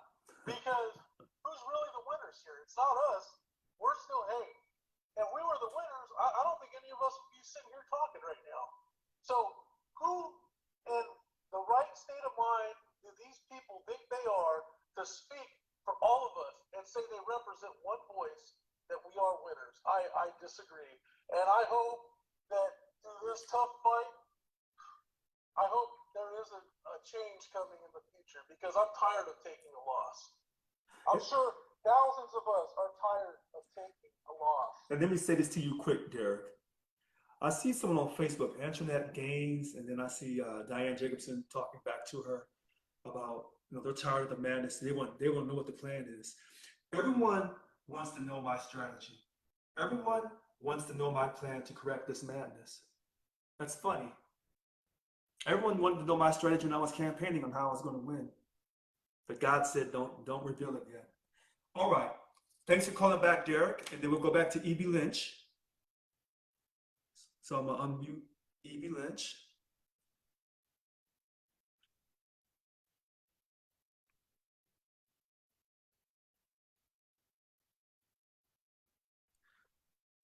Okay, so I'm going to unmute E.B. Lynch. Go ahead, E.B. Okay, thank you, President Brown. I had to wait because I accidentally muted myself again, so Okay. I would have to wait for you to unmute me again. Well, I just wanted to touch on one last issue. So one of the ways that we agree and disagree when it comes to politics is in the subcommittee COPE. I do believe in coping, even though I believe that right now the monies are not being spent the way that they should be spent. And the ironic thing is that I am actually a COPE member. I'm supposed to be receiving information about, when our next COPE meeting is, and I don't receive that. And I have a suspicion is, my suspicion is because I do support you and I do support your platform, that somehow all of a sudden I'm not getting any type of notices regarding COPE meetings, even though I'm a staunch supporter of COPE, as you know, because we've had discussions regarding it. But that's neither here nor there. Our membership dues, I agree with you 100% that our membership dues should go towards fighting for people's rights within the workplace, because that's what people join the union for. I don't believe that our membership dues should be used for politics.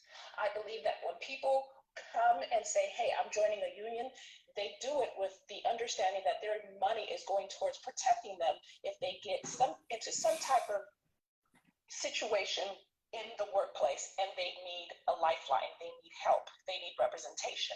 Most people think of unions, when most people think of unions, they think of that type of situation.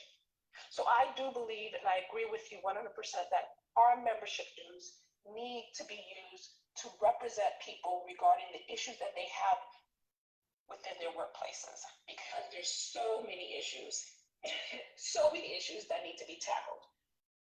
However, what I do appreciate is that we do have subcommittees within our union. So if there are other issues that are particular that have arisen within your life, that resonate for you, you can be able to join those subcommittees. I am a veteran, and I've seen some of the horrible things that have happened to veterans, when they come back from serving their country, while they're serving their country, and they have to deal with the push and pull of life, of serving, and of the horrible bosses that don't understand how everything works. So because I am passionate about making sure that veterans get their needs met, not just their wants, their needs met, I am part of the Veterans Committee. I believe that the money that the Veterans Committee is allotted should be used on veterans. I believe that the money that's used and allotted for COPE should be used for COPE. However, I believe we need to manage it better within the COPE committee. I think there has to be more transparency on how it's being managed.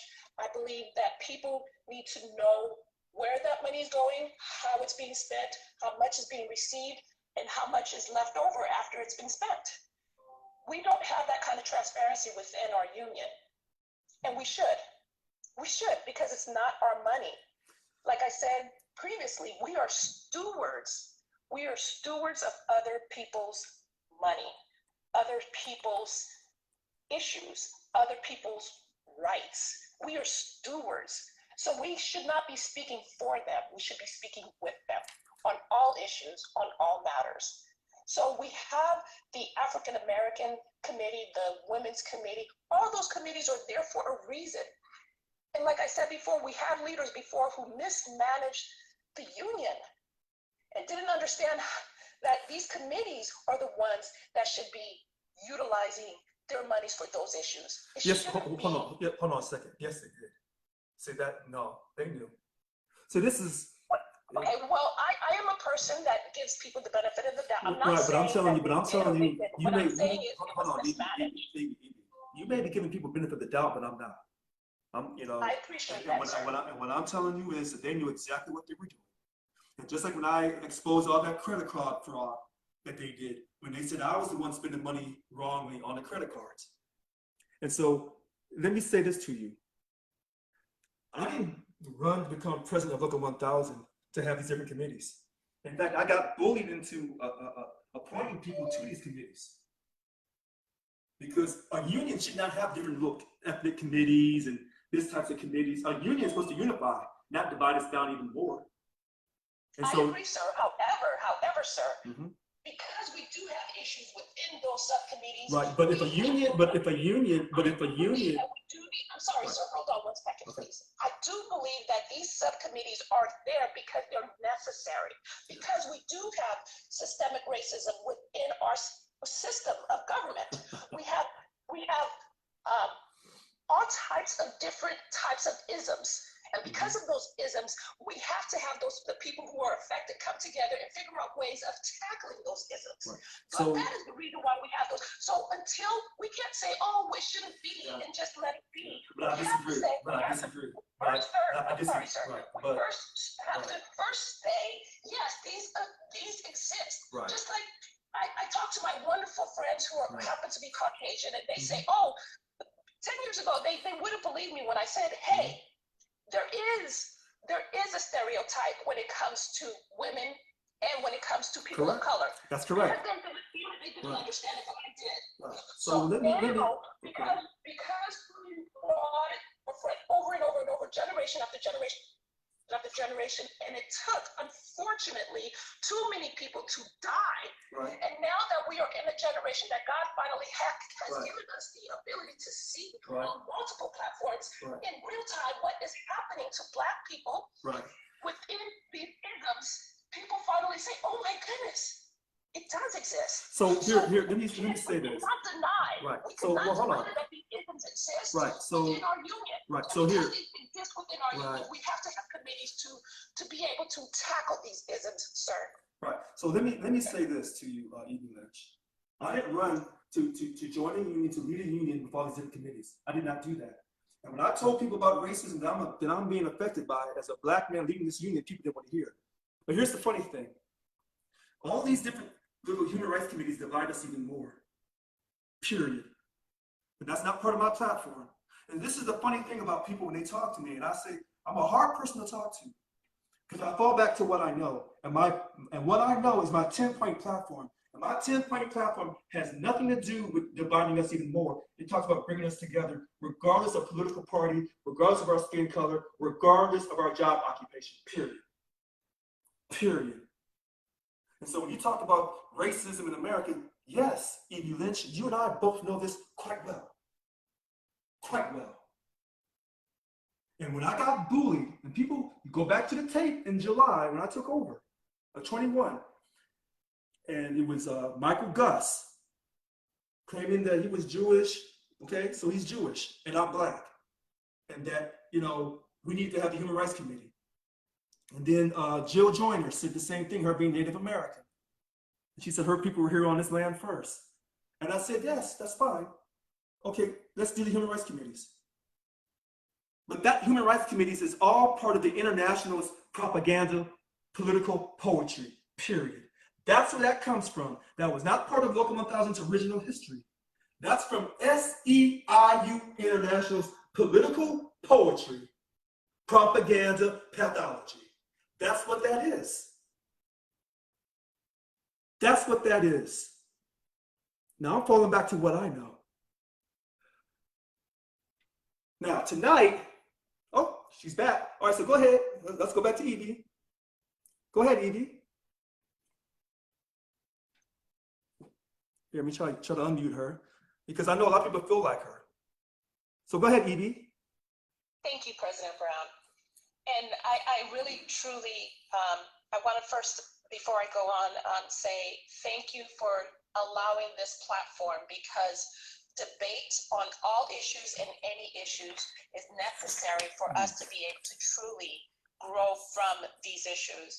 And I respect your stance, and I respect the fact that you respect my stance, whether we agree or agree to disagree. At the end of the day, I believe that we both can walk away still respecting each other. Agreed. And just understand that we may view things differently because we've walked different paths throughout our journey to the place that we are at right now. So I hear you, sir, and I do agree that there is a platform that SEIU International has commandeered. Does that mean that just because they have taken over multiple issues and made it their own, or tried to make it their own, that those issues are not real? No. Well, wait. I have a quick question though. Wait, before you continue on, I have a quick question because a lot of people are listening to this on Facebook and here in Zoom. I'm gonna say something to you. I'm gonna throw you off. This is what's gonna throw people. So we have the Native American Committee, we have the African American Committee. I think we have the Asian Pacific, I believe. Here's where it gets tricky. What if I'm white in America and I say, well, what about my committee? I want to have a gun rights committee, or I want to have whatever type of committee that could be considered by some people as being a racial committee. But some white people would say that's not racial, it's just me embracing who I am. This is where it gets tricky. Now, I know a lot of people are shocked to hear me say this, but I'm a hard person because I'm trying to bring us all together as one group. I mean, think about it, Evie.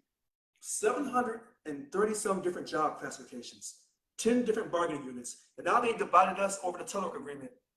Those who have a permanent office space and those who don't. They're always figuring out a way to divide us. So that's a great question, sir, and I'm glad that you brought it up. One of the things that I look at are the numbers. Okay. Because the numbers don't lie. Okay. I can see the sky and say, oh, what a beautiful hue of magenta, and you say, oh no, that's not magenta, that's aquamarine. But yet the numbers don't lie. Okay. So when we present things to the public, we have to back it up with facts. When we say, hey, why are such an unreasonable amount of African Americans being incarcerated? People are saying, oh, no, that's not the case, because the African Americans are committing crimes. That's why they're being incarcerated. Mm-hmm. And we said, okay, well, look at the numbers. If we only make up 13% of the population, and yet we are 64, 65% of those that are incarcerated, how can that truly be representative of African Americans committing crimes? Are you telling me that other races are committing crimes? That's not logical. That's not. So then you have to dig a little deeper and see, okay, then where does it come from? If it's not that only African Americans are committing crimes, and other people are committing crimes, then why is it African Americans are such absorbently higher in numbers within our jails, within our prisons? Well, let me ask you this question. I'm sorry, hold on 1 second, sir. Then you have to dig deeper because we have to back it up. I think everybody, I'm a mother, and my kids will tell you, oh no, it's unfair because of X, Y, and Z, because they have their viewpoint, right? And I say, okay, so let's break it down. Give me some information. Why do you think that? And that is really what the essence of debate is about. I do not shy away from people having their opinions and their feelings and so forth. What I want is, okay, when you're bringing that to me, bring me the numbers, back it up with some facts. Help me to understand how you got to that point, how you came to that conclusion. Because at the end of the day, you may be teaching me something. I don't have a problem with somebody saying, hey, I believe in guns and this is why. And they're giving me numbers and I say, okay, I disagree, but I respect why you came there. And that's it. We don't have to agree on everything. There are certain issues that we don't have to agree on, but there are other issues that have so affected groups of people that we have to do something about it, because the effect on them is the equivalent of this extinction on a species. And when it comes to that, that's when we have to act. That's when the committees need to be put together. That's when somebody has to say, okay, this has to stop. So yes, we all want committees for our issues, but do those issues really have factual backgrounds that can be able to support us all getting behind the committee, or even a group of us getting behind, putting money behind it? So go ahead, sir, I'm sorry. So here's what I would say. That's not what I ran on. And I did not run to be a leader of a social justice organization. No, And you shouldn't, sir. right. So, You okay. shouldn't. So here, I'm gonna let you finish, and then I'm gonna go to Timothy Bolter, and then I'm gonna go to Devin. I don't know his last name. I'm gonna go to Devin. So I'm gonna let you finish, and then I'm gonna go to these next two. Thank you, sir. So lastly, I'd just like to say that, yes, you shouldn't. Because a union, like I said before, what I started off with was people joined the union because they were having issues within their workplace. And we said in our mission statement that this is why we collectively agreed to formulate a union. We formed this union so that members can have X, Y, and Z. People have an understanding, a basic understanding that a union is about workplace rights, about garnering certain rights so that they can be able to live sustainable lives. However, I'm in the medical field, and when you have a wound and you don't get at the cause of an infection, then all you're doing is putting a Band-Aid on something that's going to come back over and over and over again. And what we realize is that we have systemic infections that must be eradicated so that we can truly have the ability to live the type of life that we as a unified group want. Because the systemic racism of individuals who believe that they have power over us, and I agree with you 100% that politicians are partners, not our bosses. However, because there's the belief that these individuals are our bosses, they control and hoard power over us. And so we have to be able to do something about it. And it starts with first cleaning out and gutting out all of that bad stuff that's inside the wound, getting them out, and then starting fresh and anew. Okay. All right, we'll stop there. And now we'll go to the next caller, Timothy Bolter.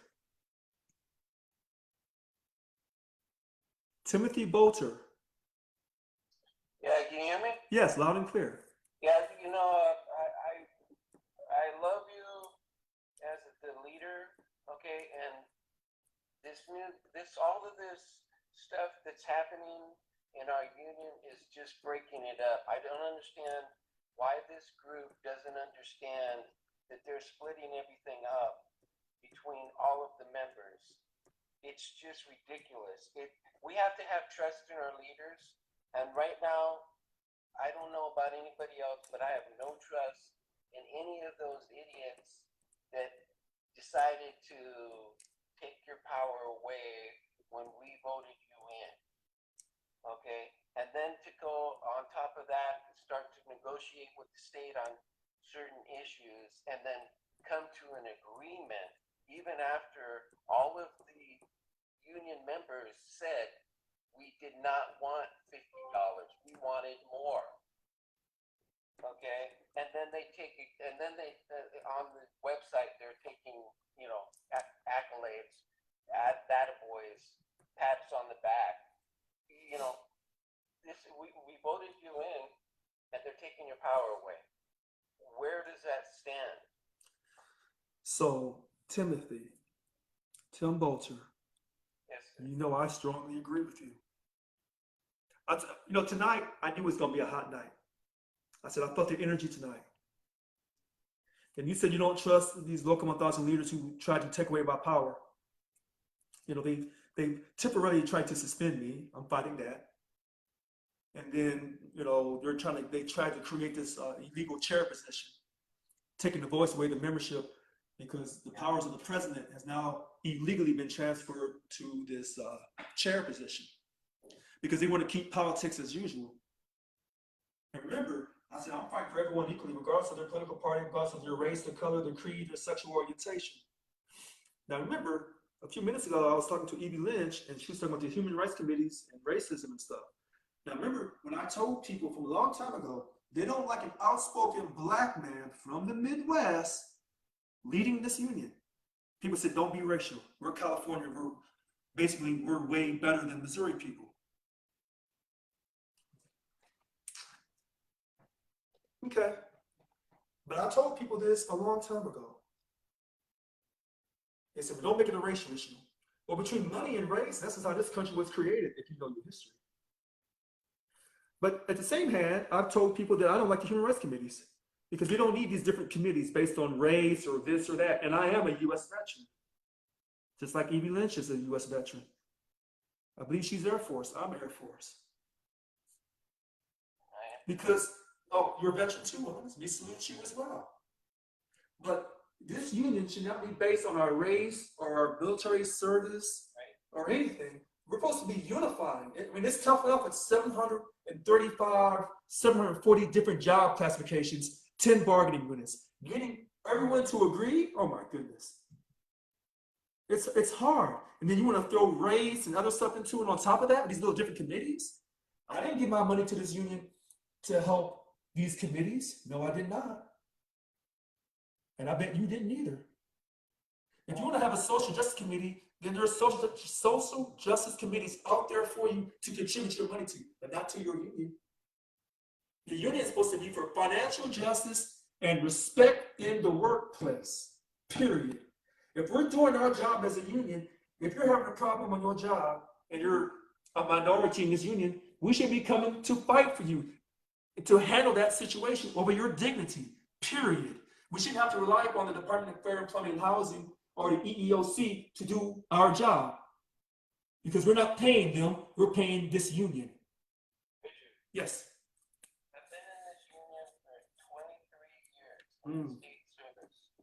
I've been through all of like 5 different contracts. The last 3 contracts that we've had, I'm in bargaining unit 1. And the last 3 contracts that we've had through Yvonne Walker are totally horrible.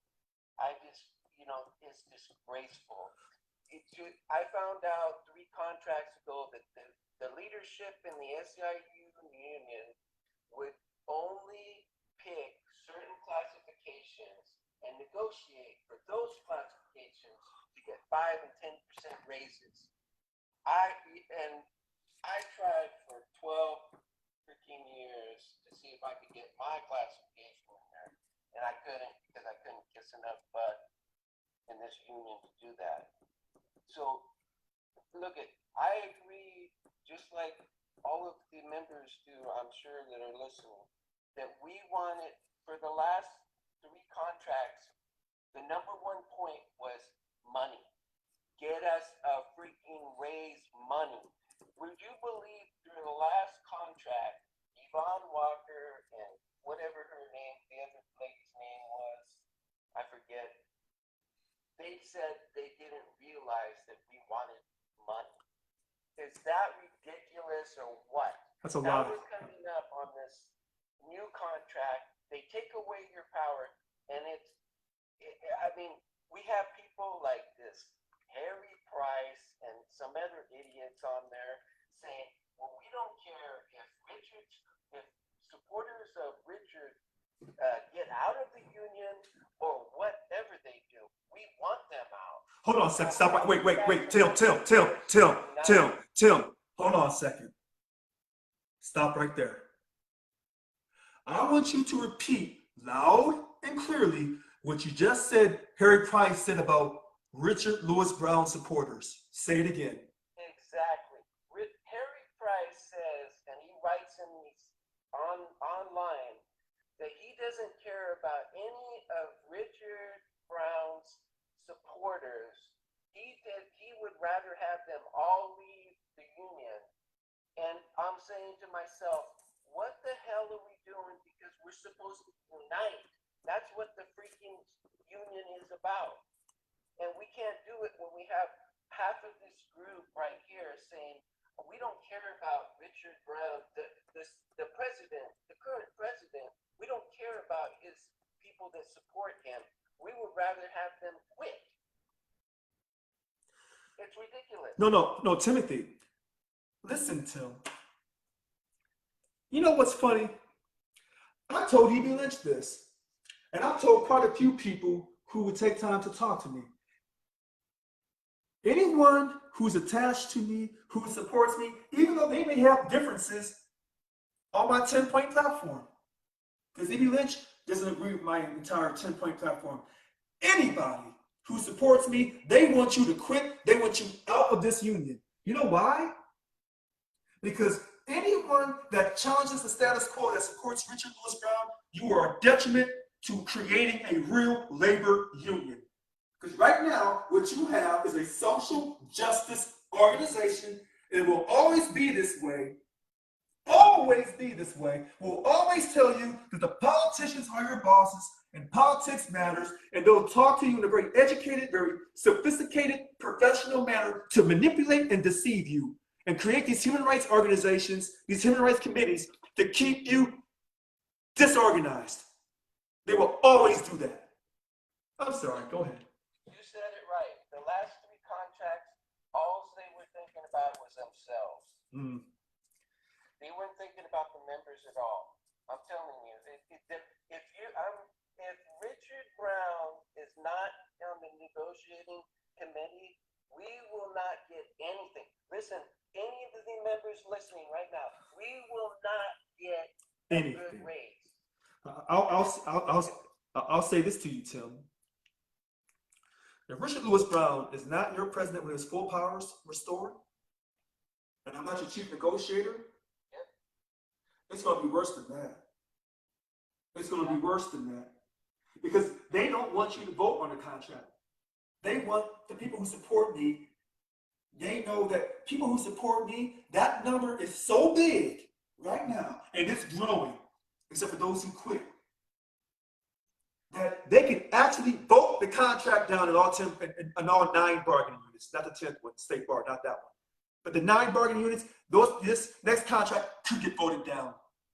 And so they want you to quit, and then you try to sign back up to become a dues-paying member to vote on the contract. They're going to know who you are, and they're not going to count your vote. Book it.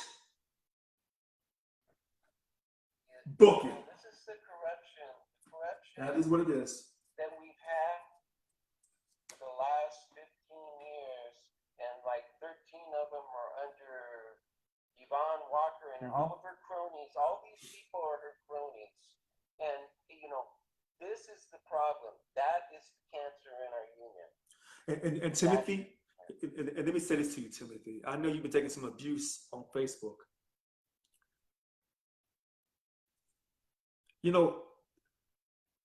Timothy, it takes a special type of individual to get on Facebook and argue with people.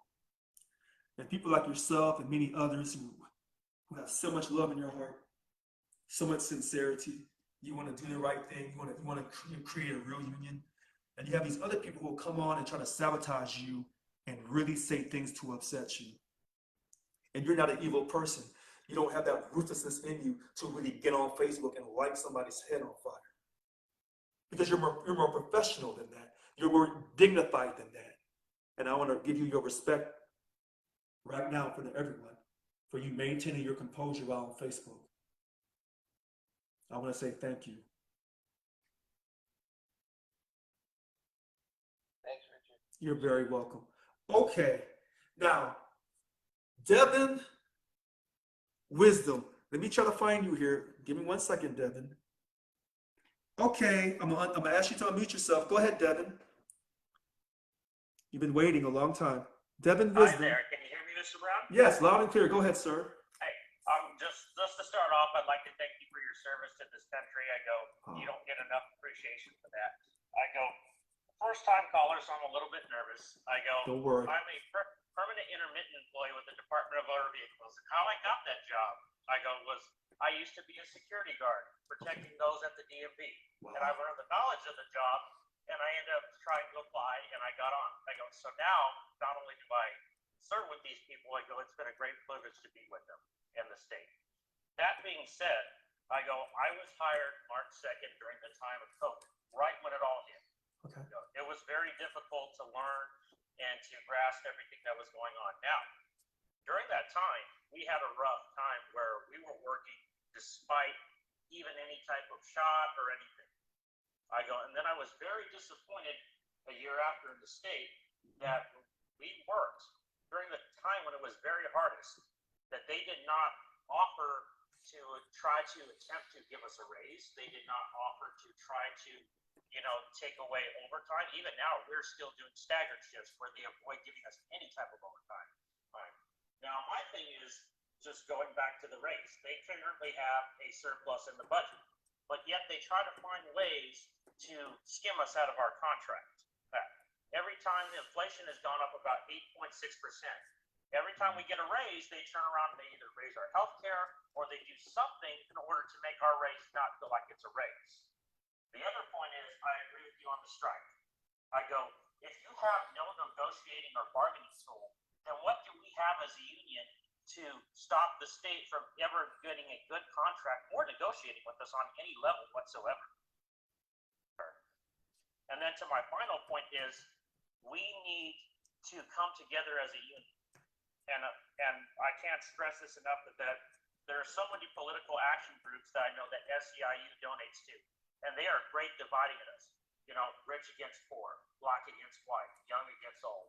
I go, I miss the days when unions first started in this country where we didn't care whether we were black or white, whether we were man or woman. We were a union.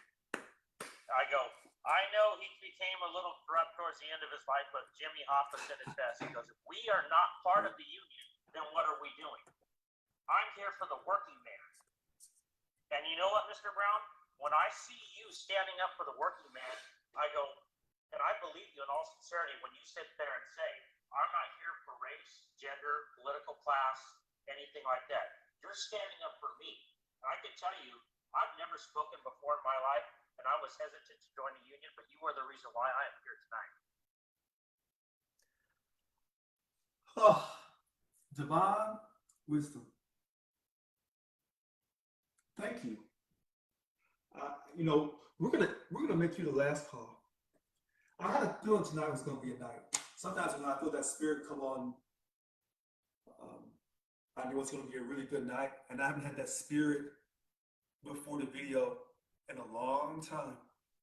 I know a lot of people have been praying for me. Please keep praying. If you thank you. And to those who don't believe in God, or Allah, or Yahweh, to those who believe in the power of positive thinking, who never give up, who don't give out excuses, thank you for staying positive and keeping your membership.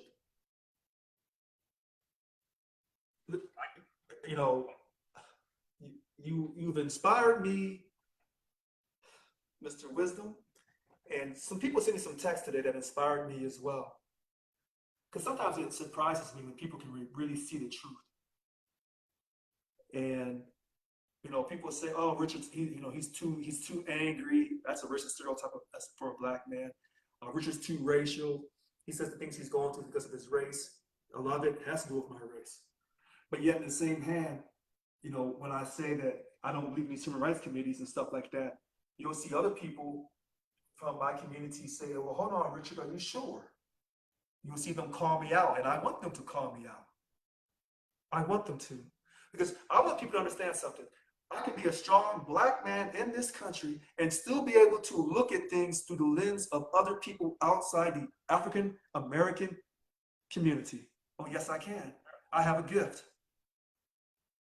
And this union should be bringing us all together, not on race, not on our service to America, but on the fact that we want a substantial pay increase for these dues that we're paying every month on time, and a quality workplace absent of mistreatment from management, along with job security while under a signed contract. That's it. This ain't complicated. I can tell you, sir, that I work for a very small office, office grade 1. I have a very good manager. I was lucky and fortunate to have one of those. Also, we have to understand too that there are bigger offices that I've seen that have been some forms of discrimination and other different things. Yes. But at the same time, we have to have a union that stands by us when we file rightful complaints, not unjust ones, but rightful ones. And like for example, I'm not going to mention any names or anything, but I had a work situation where a customer actually accused me of being a racist because he didn't get his way. Okay.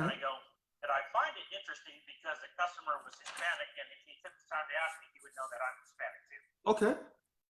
Just because I have a little light skin compared to him, Right. He assumed that I wasn't. I didn't know how to respond to that because, believe it or not, I've been called a lot of things throughout my life, and that was never one of them. But you know what? I don't care whether you're white, whether you're black, whether you're brown. I am here to treat everybody equally. I'm here to do my job. I'm here to treat you with dignity and respect.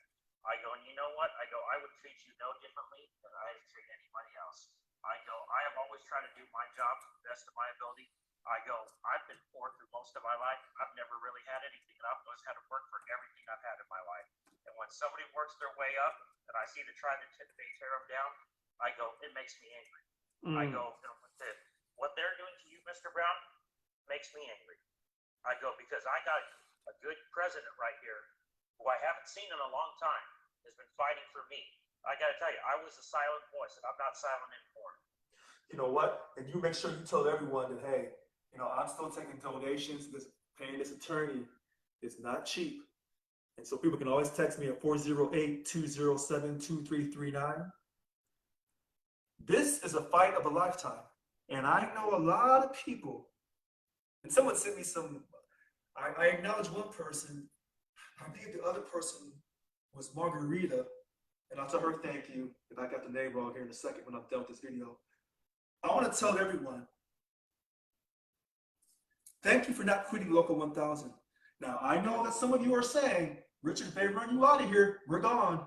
Hold on. Just hold on. We're going to get through this. But this is going to be a fight. And anything worth fighting for, anything worth of value, you have to fight for in this country. Yes, sir. And so I want to thank you. I want to thank Timothy Vulture, Evie Lynch, Guy Fawkes, Derek Rogue, Colleen Cowart, Darren Starr Martinez. Hopefully I didn't miss anyone's name. Tonight's been a good night. I'm asking people to not lose faith. Tonight was about, does politics matter? And we heard a lot of passion from a lot of people. But again, this is where our country is right now. Politics is a hot issue. And in Local 1000, we have enough problems of our own. We don't need to be involved in politics. And that's how I got elected. And this is probably the #1 reason, outside of the fact of me being outspoken as a black man from the Midwest, they have to try with all of their energy, with all of their lies, and their deception and fraud to try to remove me and destroy the voice of membership. And you say, why would they do that? Because they never cared to begin with. And they would rather lose 4,000 or 5,000. They could lose 10,000 people who now support me.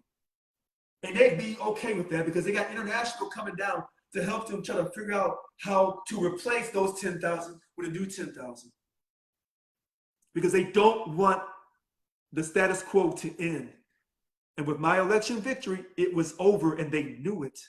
And this is why I told people, these people say you do a lot of talking. No, I didn't do a lot of talking. I did a lot of action too. I just don't tell you everything I've done. And that's what they're afraid of. And one of the biggest points I agree with you, Mr. Brown, is that we should not be a political action. We shouldn't be supporting the right or the left. We shouldn't be supporting any political causes. We should be supporting our union. We should be supporting our members. We should put that money towards a strike fund. Yeah. And I agree with Timothy. If you're not at the table, then we're not going to get a good negotiation. Our union is supposed to fight for better pay, health care benefits, and retirement for their employees, and unjust conduct in the workplace. That's all. We need to stand together on that issue. And I know a lot of people disagree with you. I've watched, believe it or not, followed you for quite some time now, and watched a lot of people debate you and argue these different things with you. And you know what? I got to say to some of them, they need to educate themselves a little better on the issues because, they need to stand by you because if you're not standing by you, then obviously, they don't want a better contract because you are the first person I've seen that has argued we need a better contract and we need a fair raise. Because you know what? My pay went up as high as gasoline went up. I'd be not complaining right now. Now, it's funny you say that. They don't want a better contract. And you would say, what kind of person would not want a better contract? Someone that's comfortable, someone that's making money that we don't know about. That is true. They're going with the status quo. They're going with the status quo. And you've shaken that tree up and they don't like it. And here's the other problem. Let's suppose they get lucky. Let's suppose that God says, "Okay, Richard, you've done your time. I'm taking you out of there," and I get removed. This union would never ever be the same ever again. I'm telling you this. The games that they played is over because it's hard to come behind me. It's hard to argue with me. I've been at this. I haven't been at this 30 years. I joined state service June 9th, 2000. Was it 7 days? June 8th, 2009. Is that right? Yeah. June 8th, 2009. And so I got involved with the union a year later. I became a job steward in August of 2010. So I don't have 30, 25, or 30 years. But here's what I do have. I have common sense. And I have a gift from God. People don't like when I say that, but I do. I have a gift from God. And my sincerity, you cannot question my sincerity. Listen, if I was on the hook for money, I would have taken that salary stipend. It's part of my 10-point platform. I said I will not take the salary stipend, and I will not sign for the 3 VPs to take that salary stipend. And I heard someone talking tonight. They said, we think that the VPs and that new chair guy, they're after the salary stipend. Yes, they're after that salary stipend. And they're going to try to get it one way or the other. Yeah. I agree with you. And the way they're trying to push you out is disgraceful and shameful. Mm-hmm. It undermines every dues paid member like myself, and proud to be a dues paid member thanks to you. Mm-hmm. And I would like to say to those 3 people tonight, if they are listening even at all, that they ought to be ashamed of themselves. And if you continue on as our president, they should no longer have their jobs. Because anybody who subverts the voice of our union and takes away our vote as members does not deserve to hold the positions that they do anymore. And one more point I'd like to make is, when you were standing up for us about the COVID shot, I ended up getting the shot, even though I disagreed with it. Okay. And, I wish but I didn't begrudge my other employees who didn't. Okay. And I felt like the state was pinning one of us against another. Like, okay, this person who got the shot didn't have to wear the mask, who doesn't. That's right. You're outing them without outing them. That's correct. That's bully intimidation. You know what? If you want it, God bless you. If you don't want it, also God bless you. That's You know correct. what? America, whether you like my choice or whether you don't like my choice, I have freedom of choice. I go, what happened to my body, my choice? Oh, you may get somebody sick. I go, guess what? There are many times when I've been sick in my life. You know what I did? I was a responsible adult. I called my manager. I stayed home. I used my sick time. When I got better, I came back to work. That's it. You know what? We did a lot of talking tonight, Devin and everyone else. Someone asked me, and people said, well, Richard, what do you think really got you into that hot water? Was it really for fighting for the jobs at CCC? I said, yeah, that got me some hot water. But it was probably the pandemic issue. Me standing up and saying we're not getting vaccinated if we don't want to. We're going to allow people to decide if they want to get vaccinated or not with a vaccine that hasn't been tested. That probably was what really did me in. Probably that. And the CCC, and the telework agreement, and when they tried to say I was spending money illegally with the credit card, and then I exposed all the credit card charges from way back, and you found out that there was trips going to Israel and day spa trips, that they accused me of being at the day spa, when the truth was they themselves, Teresa Taylor, sits on the CalPERS board, DLC 786 president, and the former VP of bargaining, Margarita Maldonado, they were at the day spa at the Disneyland. It wasn't me. And they can't get around that. But, Sorry. no, go ahead. I'm sorry, go ahead. One of the things I have at my job at the end of the day, when I work at the Department of Motor Vehicles, when we turn in at the end of the night, is accountability of finance. When we go to our manager, we have to make sure all our cash is there, all our checks are there, everything matches without a doubt. I go, now, that's because I am held to a higher standard as I should be. They need to be held to a higher standard as they should be. CalPERS needs to be accountable for every dollar they spend. Our union needs to be accountable for every dollar they spend. Now, like you said, these three members probably taken lavish trips, using the credit card, and they've abused this. And you know what? Now they're trying to cover their butt.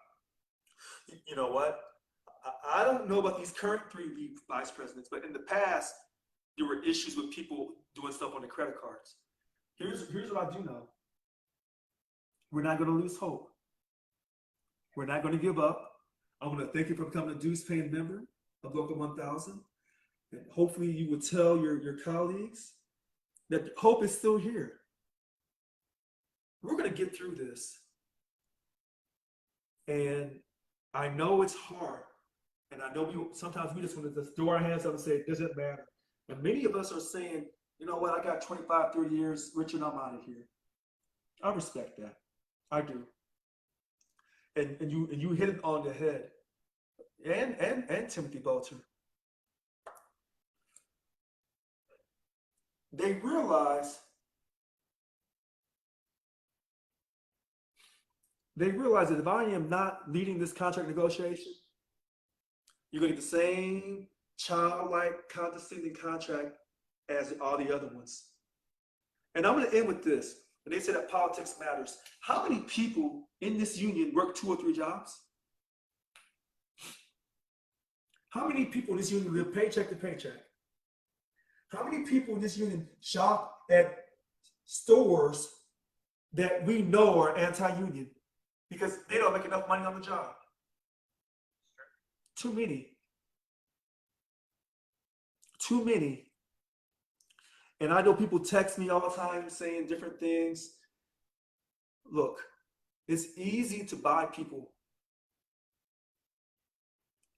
But they realized when I was elected president, for some reason or another, and maybe that's how God created me, people like to argue with me, the ones who have the courage. That's why people come on here and they argue with me with love or passion or whatever. Enemies, supporters, whatever, oh, I don't mind. But people know that I'm true. When these 3 VPs and this so-called DLC President 744 Bill Hall, when these people talk to you, do you feel their sincerity? Do you feel in your heart? Does your spirit tell you these people are in my best interest? Because I would say, keep watching them. They're not. And they never have been and they never will be. And I'm not trying to be judgmental. I'm just telling you, just watch and listen to your spirit. At least if I act a little wild, a little crazy, say, well, Richard got a little wild tonight. But your spirit doesn't ever tell you that Richard is against me. Your spirit may say, well, if we can try somehow to polish Richard up a little bit. But remember, this is a union. Well, it should be a union. And therefore, you have to agitate. Or, if you think agitate is a bad word, and back in the old days, with your washing machine, I say with a W sound, the washing machine, you had an agitator. But for all you fancy people who have front loaders or fancy money, now you have these washing machines without an agitator. So you say, well, how do you get your clothes clean? I don't know, but somehow they get clean. Well, let's create some social unrest.